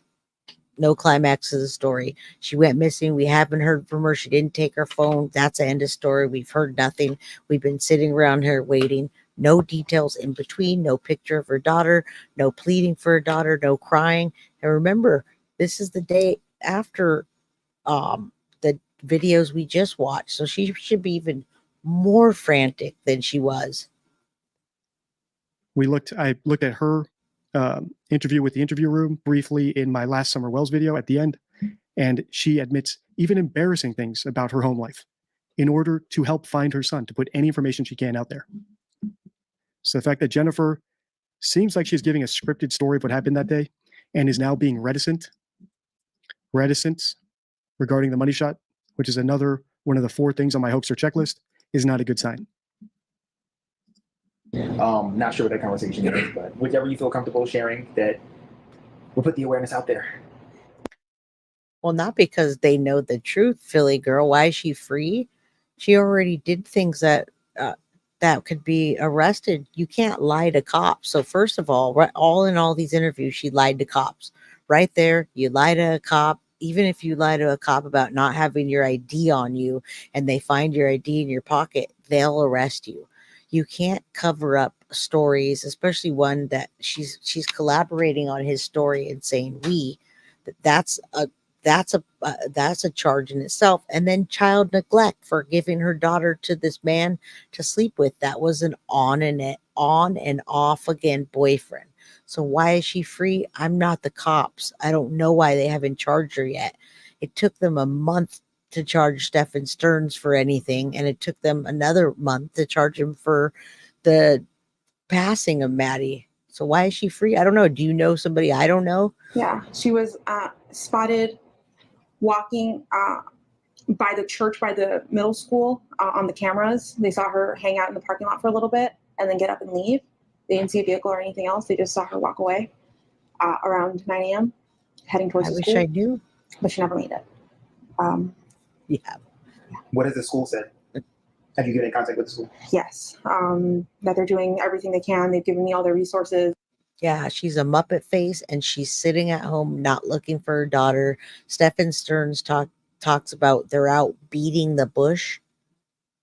And actually they found Maddie in a bush, unalived in a bush. So when he says that, that's verbal leakage. Listen to what she's saying. There's a lot of reticence in this. And yeah, she does look like a Muppet face. And she looks actually less stressed today than she did from the body cam footage the very first day. Almost like they were like, oh, did they find her? But they knew she wasn't alive. The principals called me. They've looked at their cameras. I don't think they've caught anything on the cameras is too far away from the sidewalk. Everything is too grainy, so they can't see specific faces. But they've looked. I'm just waiting to hear anything else from them. Is this normal? So one thing you'll notice here is the reticence, where everything she says has to be prompted by the interviewer. Whereas actual parents of missing children, you can expect them to at least address a kidnapper, address the child, ask for help, provide a call to action. All of these things do not have to be prompted. The parents just do them because that's the entire point of the interview. When the parent of a missing child goes onto TV or onto a talk show or speaks to the press, and it feels like you're pulling teeth trying to get information from them, you need to ask yourself, why are they being so reticent? It doesn't always mean they're guilty, right? It doesn't mean that they killed their kid. They might be being reticent because they were stoned at the time their kid was actually kidnapped and they're embarrassed about it. Or they're negligent and they don't want to admit that they were, passed out drunk, or that they let a child abuser live with them. So they're being reticent because they know more than they want to say, and they're ashamed of their contribution to the kidnapping, even if they didn't help plan it, or even if it was a legitimate kidnapping. However, if your kid is kidnapped, that should be your top priority rather than shame or embarrassment or being scared of getting brought up on other charges like possession or admitting that you were using drugs at the time your kid was actually kidnapped. So you'll notice here that everything she says has to be prompted so far by the interviewer, and she has not done any of the 4 things, 4 of the 7 things on my list of what we expect from the actual innocent parent of a missing child to do in a presser or interview. Yeah, I'm actually not talking about Jen to make myself feel better at all. I want justice for Madeline Soto. So I don't know if you guys are all talking in chat about it, Philly girl, and I appreciate your siding with her and, you know, thinking of her as a grieving mother. But as soon as it got to me that she handed her daughter over and sent her to bed with Stephan Sterns, I'm sorry. If that's the only thing that she gets charged for is neglect, I'm not making myself better. I have no reason to make myself feel better. I don't think you know anything about me or any of the people in here. We're all just having a conversation. We're adults and we can agree to disagree, but we're analyzing a mother that told the cops that she handed her daughter to this guy that had videos of the daughter in a bunch of compromising positions from the time she was 8 years old. It had to have hurt the things he was doing to her. And now she's not alive. So if that's what you mean by that, then I think you owe somebody an apology because nobody's trying to make ourselves feel better at all. We want justice for Maddie and we want this analyzation and the analysis to be out there so people are aware for the future because these cases happen every single day. I'm not sure what you're talking about. So let's keep listening. Normal behavior? Not at all. Just not show up or call or text or anything? Not at all, no. She, from time to time, she will leave her cell phone at home accidentally, and that's actually what happened yesterday. She left her phone at home. She went to... All right, so from time to time, she will leave her cell phone at home. Do I believe that? Maybe it's true. I don't know any 13-year-old girl who doesn't go everywhere with their cell phone. And then we have the word actually. She says that's actually what happened that day. The word actually is a comparison word. It means you're comparing one thing with another. For example, if someone says, hey, DD, what do you prefer, hot dogs or hamburgers? And I say, well, I prefer hamburgers. You know, actually, I prefer hot dogs because, last time I ate a hamburger, I got a stomach ache from the cheese and hot dogs don't have cheese. So actually, I prefer hot dogs. I'm comparing two things. Which is why I use the word actually. Thank you, Jennifer. Here, when she says actually, isn't being asked a binary question or to compare two things. She's speaking freely about the cell phone. She brought up the cell phone. So why is she saying actually? Actually can be an indicator of deception because it means someone's comparing two things in their head. They're comparing their memory with their imagination. They're comparing the truth with their script. Now, we 100% know that it was scripted because she wasn't there. She didn't drop Maddie off. She wasn't in the car. And you're right, Lynette. They don't have physical evidence to connect her to that. We're not even saying that she did that to her daughter. What we're saying is she lied to the cops, which stalled the investigation, and she handed her daughter over to this man, which is child neglect. So 2 charges she could be arrested for right now, and we're wondering why she's not. That's what we're saying. We're not saying charge her with SA, charge her with the death of Maddie. We're not saying that. We're saying we see it right here, the things that she can't be charged for. She stalled this investigation by telling the devil's story and collaborating and hugging him and consoling him and handing her daughter over. So I don't think hundreds and thousands of people want themselves to feel better. We want Maddie to have complete justice, and justice will not be served if she doesn't at least get some time for handing her daughter over and lying and stalling this investigation. And so they end up saying, actually, when in any other situation, it does not make sense. If she actually forgot her phone there, we can expect Jennifer to just say she left her phone at home. We could also expect her to say as the mother, and I'm kicking myself for not making sure she didn't take her phone. Because if she had her phone, I'd know where she is. We don't see any regret about her involvement, but we do see a ton of victim blaming. She wanted to walk to school, which gave the kidnapper an opportunity to take her. She stupidly forgot her phone. Her fault. If she remembered her phone, she wouldn't have been kidnapped. Right. So we have lots of subtle victim blaming, which is not a good sign at all. Went to school. But that happens from time to time. She's got ADHD. her memory. More victim blaming. Right? She's got ADHD. If she could focus better, maybe she could have walked straight to the school door without getting kidnapped. And then she talks about her memory. Maybe she just remembered the path to school. She wouldn't have been kidnapped. These are not the things I expect the parent of a missing child to say. These are things I expect someone who was involved in the kid's murder or death or abuse to say. Because if you allow your daughter to get abused by your boyfriend and then murdered by your boyfriend, you need to do a lot of mental gymnastics to degrade your daughter in your own mind to allow that to happen. And I think that's what's coming out here. We've only seen 3 minutes and 40 seconds of an interview. This woman's daughter is allegedly out there missing. We haven't seen her. And remember, whoever's saying anything, you're welcome to your opinions. But we've seen these cases thousands, tens of thousands of times, and we've seen what happens in the justice system, what happens with the court, what are actual charges, what are the laws in Florida. And the laws in Florida are telling us that these are the things that she can be charged for. It's okay if you have a different opinion. Yes, just be respectful. Davey, you're the only mod in here right now, so if there's no respect in here, please, if it gets too bad, just time people out. I'm okay with opinions. Thank you. It's my opinion, just going by Ellie, and I appreciate you going by law enforcement right now. I do, and I wonder why she hasn't been charged for those two things at the minimum. That's what I'm wondering. Kayla Montgomery blows my mind that she's already out of prison, and she conceived a baby with Adam Montgomery while Harmony's body was above them in the ceiling. Blows my mind. So you're right. We are going by what the LE is saying or not saying right now. And when we see it, then we'll talk about it. But right now we're analyzing Jennifer Soto, and it's well deserved. We're not harming her.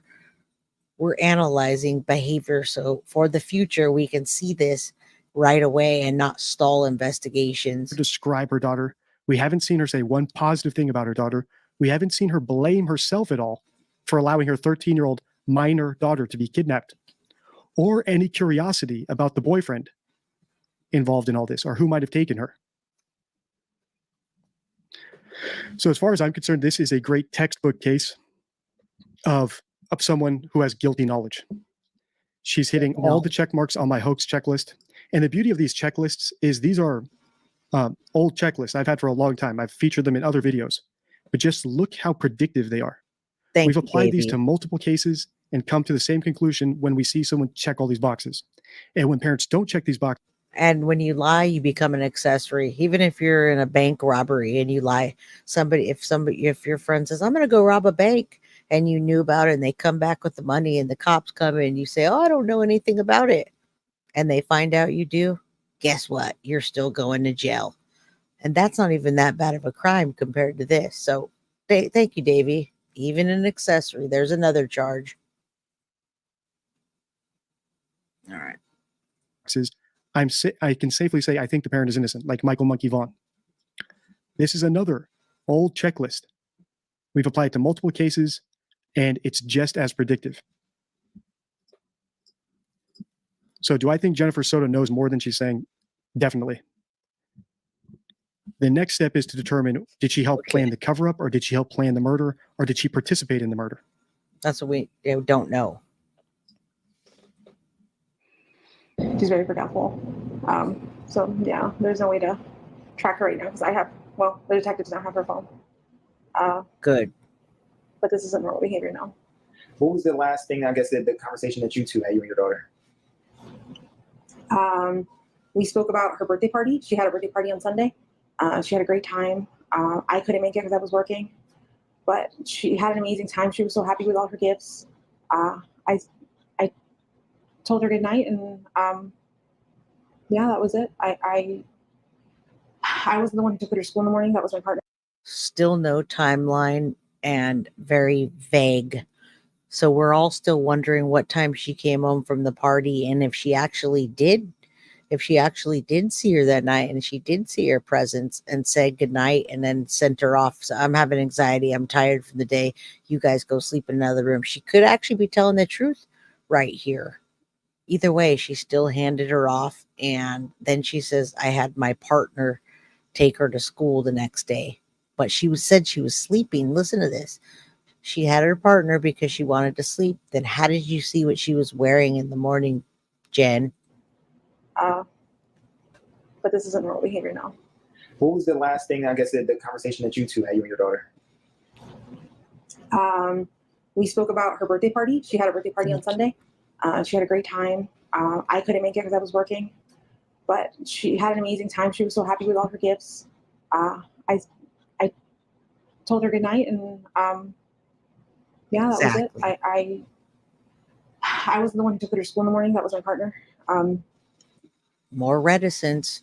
Said good night. Saw her gift. She was happy. All good. That was it. End of story. My partner took her. Okay, now tell us how you saw her get dressed and what she was wearing.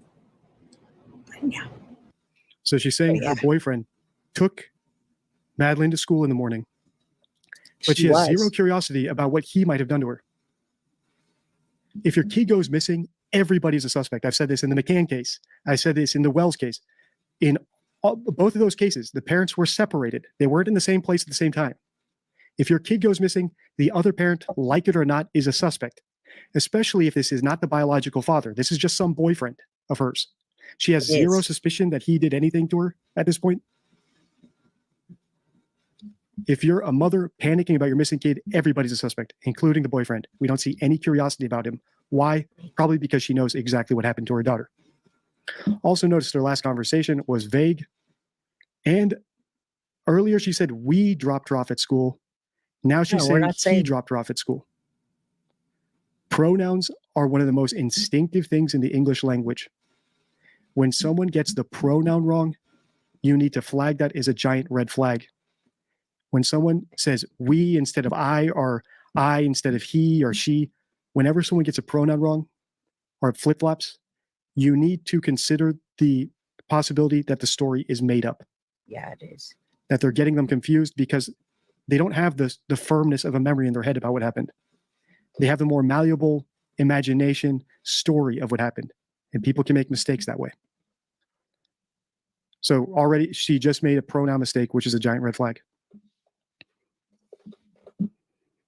13. Also, the other thing, when she was just talking right now, one of the reasons I came back to YouTube was the Ruby Frankie story, where a mother was publicly abusing her kids on YouTube. And I came back because it infuriated me so much that people weren't catching on. And I want people like that to be scared. I want them to be afraid. Me too. That someone like me will come along and catch them. Thank you. And I will use their words against them. And I wish my channel were larger so that Jennifer Soto and Stephan Sterns would have been too scared to do this because they knew someone like me or one of the members or subscribers of my channel are 4 members who have a bunch of great. And this is why we're doing this, folks, so we can catch it early on before this happens. We can see people's lies. We can see through it. And Davey's right. We cannot ignore things like this and just let it go and say, oh, don't look at the mom. She didn't do anything wrong. She just was listening to Stephan Sterns. We can't do that. We need to know what was going on with her for 4 years. Stephan Sterns was abusing me. Oh, it was more than 4 years, but yeah, thanks. Appreciate that. DD is a savage, and he must be a dad because he gets heated at this case. Great comments about this case. Would be onto them, would post their case in the forum, and we would expose them. Unfortunately, it's too late for MADELINE Soto. Agreed. They weren't scared of getting caught. Right? They cooked up their little story, their little script. We dropped her off close to school, and she wanted to walk. They thought that little story would be enough. And for Jennifer, it might be enough, but I doubt it. The police in this case seem to be on top of things. And I put all my chips that she will go down next. Thank you, DD. Thank you. 13. But hopefully Love the next him. mother that considers doing this will think of us when they think that they're going to do something to their daughter or their son or their kid and get away with it. You're going to be She's 13 years exposed. old. 13, Madeline. Madeline. Madeline. What are you thinking right now? Oh, let's listen In to my this. heart, I feel like somebody took her. This isn't like her. Okay, and now we have the conclusiveness. Somebody took her. That's what the McCann said. That's what the Wells said. That's what the Ramsey said. That's what William Turrell's parents said down in Australia. If your kid is actually missing, that might be one possibility. But it's not the only possibility. So when we analyze interviews or pressers with parents of actual missing children, of actual innocent parents, they say they might be kidnapped. Maybe he wandered off. They put out all the possibilities because they want people looking. He might have wandered off. He loved going down to the creek. Or here, she loved wandering around. Maybe she got distracted by something because of her ADHD and she went into the park near the school. People need to check that park. There's nothing like that here. It's just conclusive. Well, in my heart of hearts, I think. Yeah, in my heart of hearts, I just think somebody kidnapped her or somebody took her. And somebody actually did take her. That could be verbal leakage. Stephan Sterns did take her. And then we know what happened after. So, yes, the cops know more than we do. But we want people to be scared. We don't want this happening in the future. And we know our cases. We know 18 out of 20 times when people are looking at the parents, guess what? It's the parents that did it, folks, or had something to do with it. So we're not just like these people that are just making stuff up. I think she was kidnapped. To just pick up and run away. She was done. Or just That's not it. go to school. I don't know what to think. Friends, the friend's parent. See, I don't know She what to wasn't think. found yet. Reticence again. It's like pulling teeth. If you look at the actual parents of missing children, they will rattle off possibilities until the interviewer reins them back in because they're curious about what happened to their kid. You know, maybe she wandered off. How can Jennifer say, well, I don't think she ran off, or I don't think she just didn't go to school? It's a possibility, isn't it? Your kid is missing. Maybe she left the phone at home so she. Billy girl, there's other people like you that say that. You must know Jen, or you must be part of the family of Jen or a friend of Jen. Maybe you're Philly girl, maybe you're Annalise. And yeah, we will see the evidence in court, but the evidence in court still shows that she's lying and that she's siding with Stephan Sterns and telling his story. The evidence is in court still tells her statement that says she sent that little girl to bed with a man that was into kinky fetish life. And he was a man that was a boyfriend that was off and on. So we're not even talking about court evidence. We're just talking about that and her lies that stalled the case from the beginning. We could have gotten further faster. But yes, we will see the evidence in court. Maybe you know her and you know more than we do. I know she's probably hiding out with family or friends. I respect that you know her if you do and you're sticking up for her. I appreciate that. But we will see in court. But what we've seen so far, we're not liking. Could run away. But there's no curiosity like that. There's no consideration of other possibilities. They pick one possibility, one narrative they're going to push, which in all the cases we've analyzed on the channel of guilty parents is a kidnapping, because it directs the attention away from them. Rather than looking at the parents, people are out looking for a mysterious stranger kidnapper. So this really is textbook.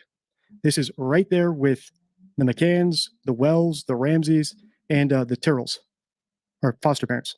Parents you've contacted and went through every single person? Everyone that Thank we you, know that she Monica. knows. We've contacted them all, reached out to them. The parents have gone out to search and look for her as well.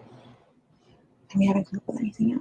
I've seen a lot of posts on Facebook, Hunters Creek, rants and raves and what have you. Did people say that they were going to conduct some type of like search party or anything? A lot of people have asked me to volunteer, like if there is one, if they can do one. I have people passing out flyers, going to every store in that vicinity, a gas station, church. I think people are asking her if they can search, not her asking people if they can search for her. She's been given a golden opportunity here to ask for help. She hasn't done it. Please. She's been given a perfect opportunity for a call to action. Find if you my see daughter. her, here's what she looks like. Here's a picture. We Madeline. don't have a single description of her. She hasn't even said Madeline's name. She didn't. They which had is to ask. extreme distancing language. We're here for Maddie and justice. We're being stopped in the street this morning in front of the school to see if they've seen anything, if they've heard anything. My family they're going all out right now. Yeah. I know as a mother, a lot is going on in your brain. So much to bring her back home. What have the law enforcement told you that you are able to share? I mean, that they're doing the best they can. They've had detectives come out, interview us. They took a piece of her clothing for the canine dog to see if they can sniff her out. I'm not sure when that's being done. Thank you, Stacy. Do you have any inkling where she possibly could be? Like if you would say, okay, last time. All right, so he has to pull teeth to get anything out of her. Stacy Pruitt, bravo. Justice for Maddie. We're only here for Maddie and justice for Maddie. I don't care about Yolanda. I don't care about all the other people that I could probably dig dirt up on. I care about the two people that were in the house that were responsible and telling lies. One of them's arrested and the other one should be arrested for at least a couple of charges, period. So thank you, Stacy. And I appreciate it. I'm glad that people gave good reviews on the Bree Michelot interview, and I will have her back on after Christopher Gregor is after he's sentenced on August 2nd. We're gonna have Bree Michelot back on the channel to tell us what she thinks of what they give him, how many years he gets, what his sentence is. It's also interesting that she said to sniff her out. Not that they took a piece of clothing to track her down or to lead them to her, to sniff her out.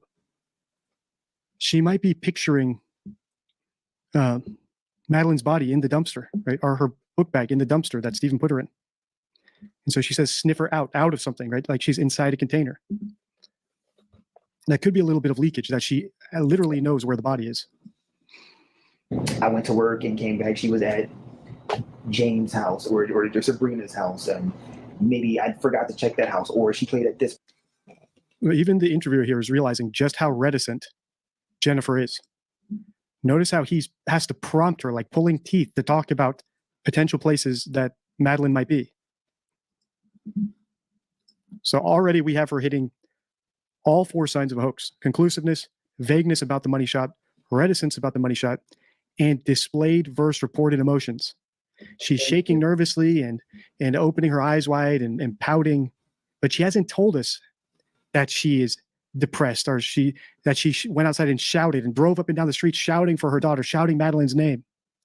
Right? She hasn't reported any reflections of her nervousness. She's just displaying this bizarre nervousness, which I admit is bizarre. And then as far as the presser interview goes, we've had a golden opportunity for a call to action. She hasn't done it. She hasn't asked for help. She hasn't addressed Madeline. She said she thinks Madeline was kidnapped. She hasn't addressed the kidnapper. She is fairly conclusive that Madeline was kidnapped. She hasn't posited any other theories, but she was able to shut down that Madeline didn't go to school or didn't run away. Based on what evidence? I don't know how she was able to rule those out. Is she being cooperative? She's answering every question, but she's not answering them fully, and she's not being candid. She's not providing full, complete answers, which is what the interviewer is getting at right now. And I think so far she has referred to Madeline in present tense. So at least she's done that correctly. Good. This part one weekend, maybe she went back there or something like that. We've looked everywhere we could have thought, and anywhere she would have been. She would have known to wait for me at the school. But we did check if she could have walked. My mom's office is close to the school. We checked there. We checked the walking paths that she could have taken. We've checked all of her friend's house. I think we've checked everywhere I could think of, honestly. All of her friend's house? Does she only have one friend? I'm sure they checked one house, if that, which is why she can't bring herself to say houses.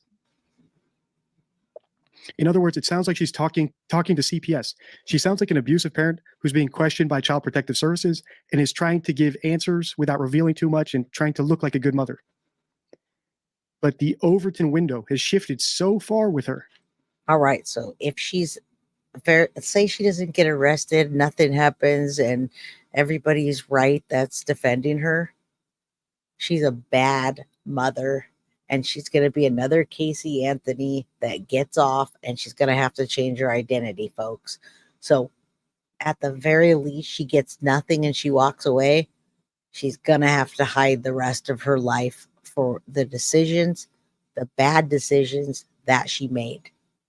I'm going to play devil's advocate and say she was just dumb, drugged out, didn't know any better, not that smart. All right? She has degraded her daughter so far in her mind that she doesn't realize that all she's done is blame her daughter and belittle her. Even in a public interview that she knows is being shown all over the news, she cannot help but belittle her daughter. Right? She has ADHD. She's forgetful. She forgot her phone. She wanted to walk to school. She got kidnapped. It's her fault, not me. She's 13 years old. She's old enough. She should know not to get kidnapped. Which is sick. These people should be afraid. Thank you, DD. It's why I came back to YouTube. I want them to be afraid. Thank you. Deception What do you think? detective. Oh gosh, I just had to tip my tongue. What was she wearing? She was last seen wearing a green hoodie. She was last seen wearing. Seen by who? This is a weird distancing way to respond to a question. Why is she saying it this way? Why didn't she say she was wearing a green hoodie? Or when I dropped her off, this is the one opportunity to speak to their kid. I didn't even hear that. Oh, wow. We went all the way back. Hold on. No, not to get kidnapped. Hold on. Which is sick. My bad. If you spot her. Hunters Creek Middle School. Hold on. Had this outcome. We know why she did this. In order to conceal the fact that the last person to see her was the boyfriend, not her. Right? She's still trying to semi-paint the picture that she was there in the morning and she might have been involved in dropping her off at school when she said we dropped her off. So she's trying to conceal the identity of the last person to see her because she's not the last person to see her. Black shorts, white Crocs, a black JanSport backpack with gray hibiscus flowers on it. And that's the exact same story that Stephan Sterns says when he dumped, and he's the one that dumped the backpack and all that. So at the very least, she knew nothing, but she followed Stephan's lead in the story that he told her, and she told it over and over and over. And then sometimes there was verbal leakage. So here we go then.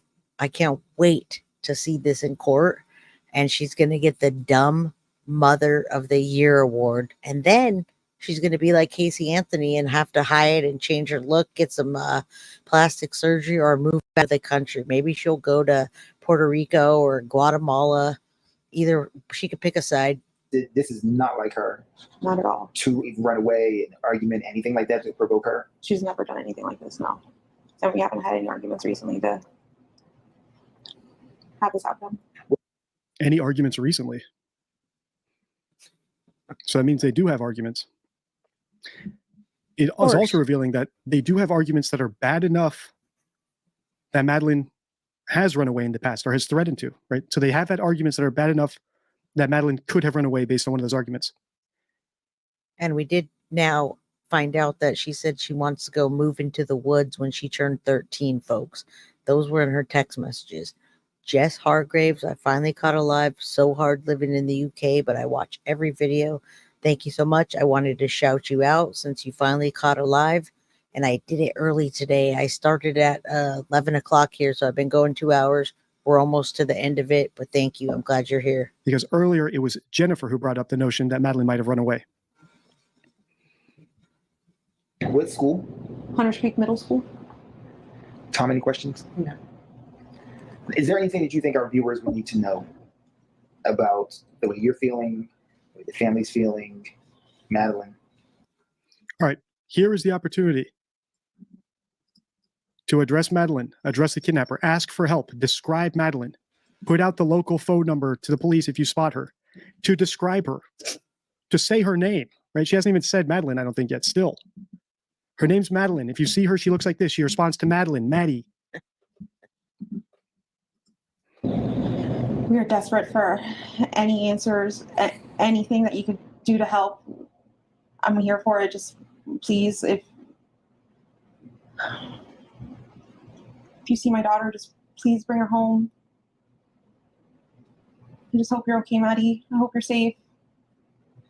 Let's say she didn't know at this point at all, and she completely just followed Stephan Sterns' lead, and she's really pleading, and that's just how she pleads, and she's just bad at being on camera.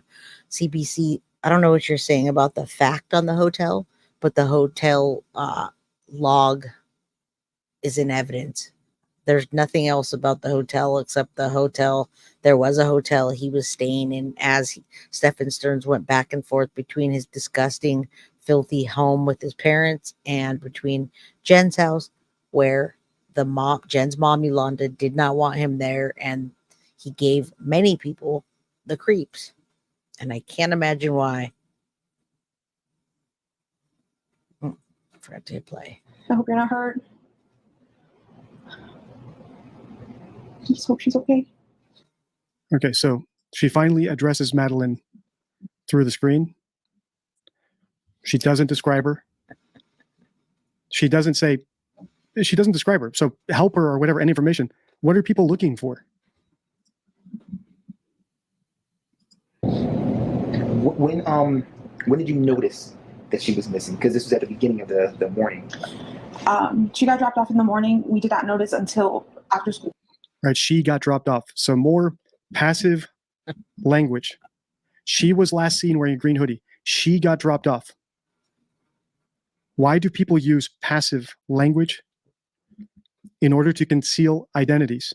Right? She wants us to think that she was there when Madeline was dropped off. Or in fact, she wants us to think that Madeline was actually dropped off.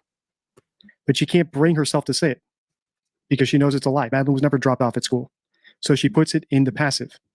The passive is another great indicator of deception. And in fact, it's such a good indicator that it is in the deception deck. The deception deck is my 52 favorite rules for spotting lies and manipulation. And as I said, the passive voice is one of the cards in the deck, and I'll just quickly read you that rule. Liars frequently use passive voice to minimize their responsibility. If the subject is missing from a sentence, particularly in cases where this omission results in grammatical awkwardness, it may indicate that the speaker is attempting to evade responsibility. In this case, Jennifer is saying, talking about dropped off or last seen in the passive voice because she doesn't want to take responsibility for being the last person to see Madeline because she isn't, or dropping Madeline off because she's not the one who did it. In fact, Madeline was never dropped off. So she puts it in the passive. So you should always be alert to the passive voice. And we know that Mickey Mouse, Satan, Stephan Sterns had the weakest, most passive voice of all times. And I also spotted that we have the we card in here, and that's one of the indicators. The word we conveys a sense of plurality and partnership. Liars sometimes misuse the word we, indicating a partnership that wouldn't exist if their story were true. Now we know that there was no we involved because we didn't see Jen Soto in the car, but we don't know what happened at the house before she was in the car and already not alive. Philly girl seems to know more than we do. We'd love to know what you know.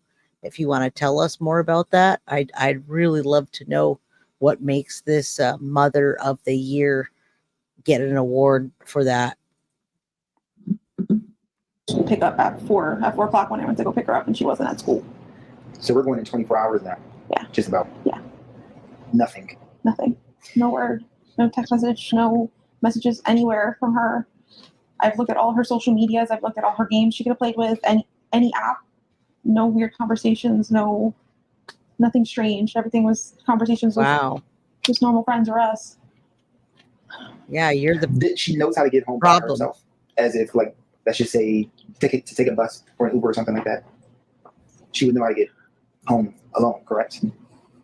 I'm not sure. I don't know if she would know how to get home. Maybe, I mean, if someone, I'm thinking if someone got in the car with her and if she pointed the way, what roads, she probably could figure out how to get, but like, does she know? Now, thank you for saying that. I think she's guilty of a lot. Thank you for saying that. However, I don't think she's part of what happened to Maddie in the end. And that I won't make a supposition about. I won't suppose or allege to any of that. But yes, what you said is a powerful statement. She's guilty of a lot. And if she gets off on anything, if she gets off on even the least two charges, just child neglect and, lying to the police, whatever that charge is, I can't think of right now because we've been over 2 hours. Those charges, she's going to be in so much trouble the rest of her life. I can't even explain. A full address? I don't think she does. Which will give me it just puts in my brain that she always comes home with someone. She always comes home with There's no need for her to really learn. Okay. He said no time? He knows everything. We're coming up on an hour, so I'll wrap it up here. If you want me to continue looking into this case, let's get this video to 50,000 views. Please like, share, comment for the algo. On your screen right now is a video I recommend you watch next. All right. And we did, and that's Deception Detective. He has all of the great analysis. Deception Detective, go check him out after this. Let's take this down. And so that is it's analysis of the words. It's not body language that he's doing. It's how she talks, what she says, past tense, reticence, words that are commonly used. He's a lawyer and he's been studying this for a long time. And like I said, 18 out of 20 cases that he's seen where the parents are looked at as guilty are guilty, folks. If it walks like a duck and it talks like a duck, it's a duck. So no matter what she was guilty of or what Jennifer Soto is guilty of, most of us agree that she's guilty of a few things. And we also agree that she's never going to win the Mother of the Year award. Sue, thank you for becoming a member. 2 ducks, exactly. 2 ducks, and she stalled the investigation by not just saying, you know what? I don't know what she was wearing that morning. Honestly, I was sleeping. I asked Stephan to take her. That's the only day I ever did that. I don't know what happened. I didn't see her when she came home from the birthday party last night. Yeah, I was sleeping. She came home from the birthday party. Stephan did her nightly routine. I have no idea. I wish I would have done better. Or I wish I would have known more. I didn't go to the party. I don't know what she was wearing. I don't know anything. You're going to have to talk to this man because he's the one that dropped her off and put her to bed last night. That's all she had to say. If that's the truth that people are saying, that's all she has to say. Thank you. Obstruction of justice. Tell the damn truth, Jen. She's obstructing justice by not telling the damn truth. And we know she's not telling the truth because if you guys are saying what you're saying, and don't forget to hit the like button, just tell the truth. If that's the truth and she had nothing to do with it, then say, I don't know. I wasn't there. I've been with this man for 8 years now. I trusted him with Maddie completely. I trusted him. They slept together. We all slept together in the same bed. I thought he was a good guy. I had no idea any of this was going on. Just fucking say that. Say that. Go to her funeral. Go to her vigil. Support Maddie in the pursuit for justice. Say something. Don't lie to the cops. And yeah, Stephan, she had a lot of scars of you. She's a creep. I doubt she even made it home. I think she did make it home because they have the cameras, Adam. Thank you for saying that. But the cops have the cameras coming in and out. And I believe she made it home. Yeah. I'm not a parent. To me, this is effed up. Yeah, right. Smelly monster. Yes, I am a savage too, and I will say it how I see it. Everything that I say is alleged. You're innocent until proven guilty, and I exercise my right to freedom of speech. This is for entertainment purposes only. And again, once you're convicted, I will thrash you like Christopher Greger. Christopher Greger, you're going to be thrashed soon. Mic drop. End of story. She continued to neglect her daughter by neglecting the truth. She's a horrible person, and she's never going to live it down. And she's going to live like Casey Anthony. Thank you, Vineline. You say it like it is. Yeah, duty rotten language just came out. I had to. I'm sorry. It pisses me off. She's a horrible mother, and I can't even believe that people are actually backing her up. If she'd have just said she didn't know and she trusted this man and sorry, anything, but she said nothing. If she doesn't get charged with anything, she's going to have to live.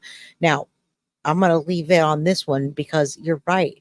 If you watch the Casey Anthony Peacock story, Casey Anthony is older now. She's had to get plastic surgery. She lives with her lawyer, one of the old lawyers that she helped defend her, that she works for. And they live in this house with a bunch of odd folks. She doesn't have any kids, and she has to hide from people for the rest of her life. So if you want to end up like Casey Anthony, Jen Soto, I suggest you keep lying and don't talk to the police. Don't cooperate. Don't seek justice for Maddie. I suggest you do that because Casey Anthony's living a real good life right now. Hashtag lock her up. Casey's still a liar and always will be. And did you see her life? Her life is horrible. The way she lives, I wouldn't wish that on anybody to live the way she lives. So on that note, you guys, we're at 2 hours and 15 minutes. We had over 500 people in here, and I am screaming it. Jennifer Soto, you're the next Casey Anthony. This has been the biggest case in Florida since Casey Anthony, biggest case in Florida. And guess what, Jen? One way or another, we're coming for you next, all right? We're coming to get all those lies that you told and get it straight. We'll see you in court, okay? And I leave it on that. We'll see you in court. It wasn't overlooked, the story. Let me see what you say. That is why I always ask, where's the blue dress? I hope it wasn't overlooked. We're going to find all that out. It's all facts. Yeah, baby. Let's get it. Amen. Raw, uncensored truth. Great live. We love you. We love everything. And we want the truth to prevail. Don't forget, on your way out, hit that like so I can get more people on the show to do interviews, collaborate with us, get the truth out, and tell the story how it is, because these stories are stranger than fiction, and I couldn't write this story any better than what happened here. And I hate liars. I despise liars. That's my one thing, is liars. So when you get on my radar as a liar, I'm not going to let it go. So Jen, we'll see you in court, and I hope we see you in handcuffs very soon. On that note, I'll see you guys back here at 4 p.m. Good night, good morning, good afternoon, and peace out, everybody. I love you all. Guilty of crime. I want to thank you for watching. If you enjoyed my content, please share this video, like, and subscribe. You can also follow me over at Facebook, Instagram, TikTok, X, or Gmail. If you'd like to donate to my channel, you can use Cash App or Venmo or PayPal. Thank you very much in advance. Guilty of crime. Are you guilty?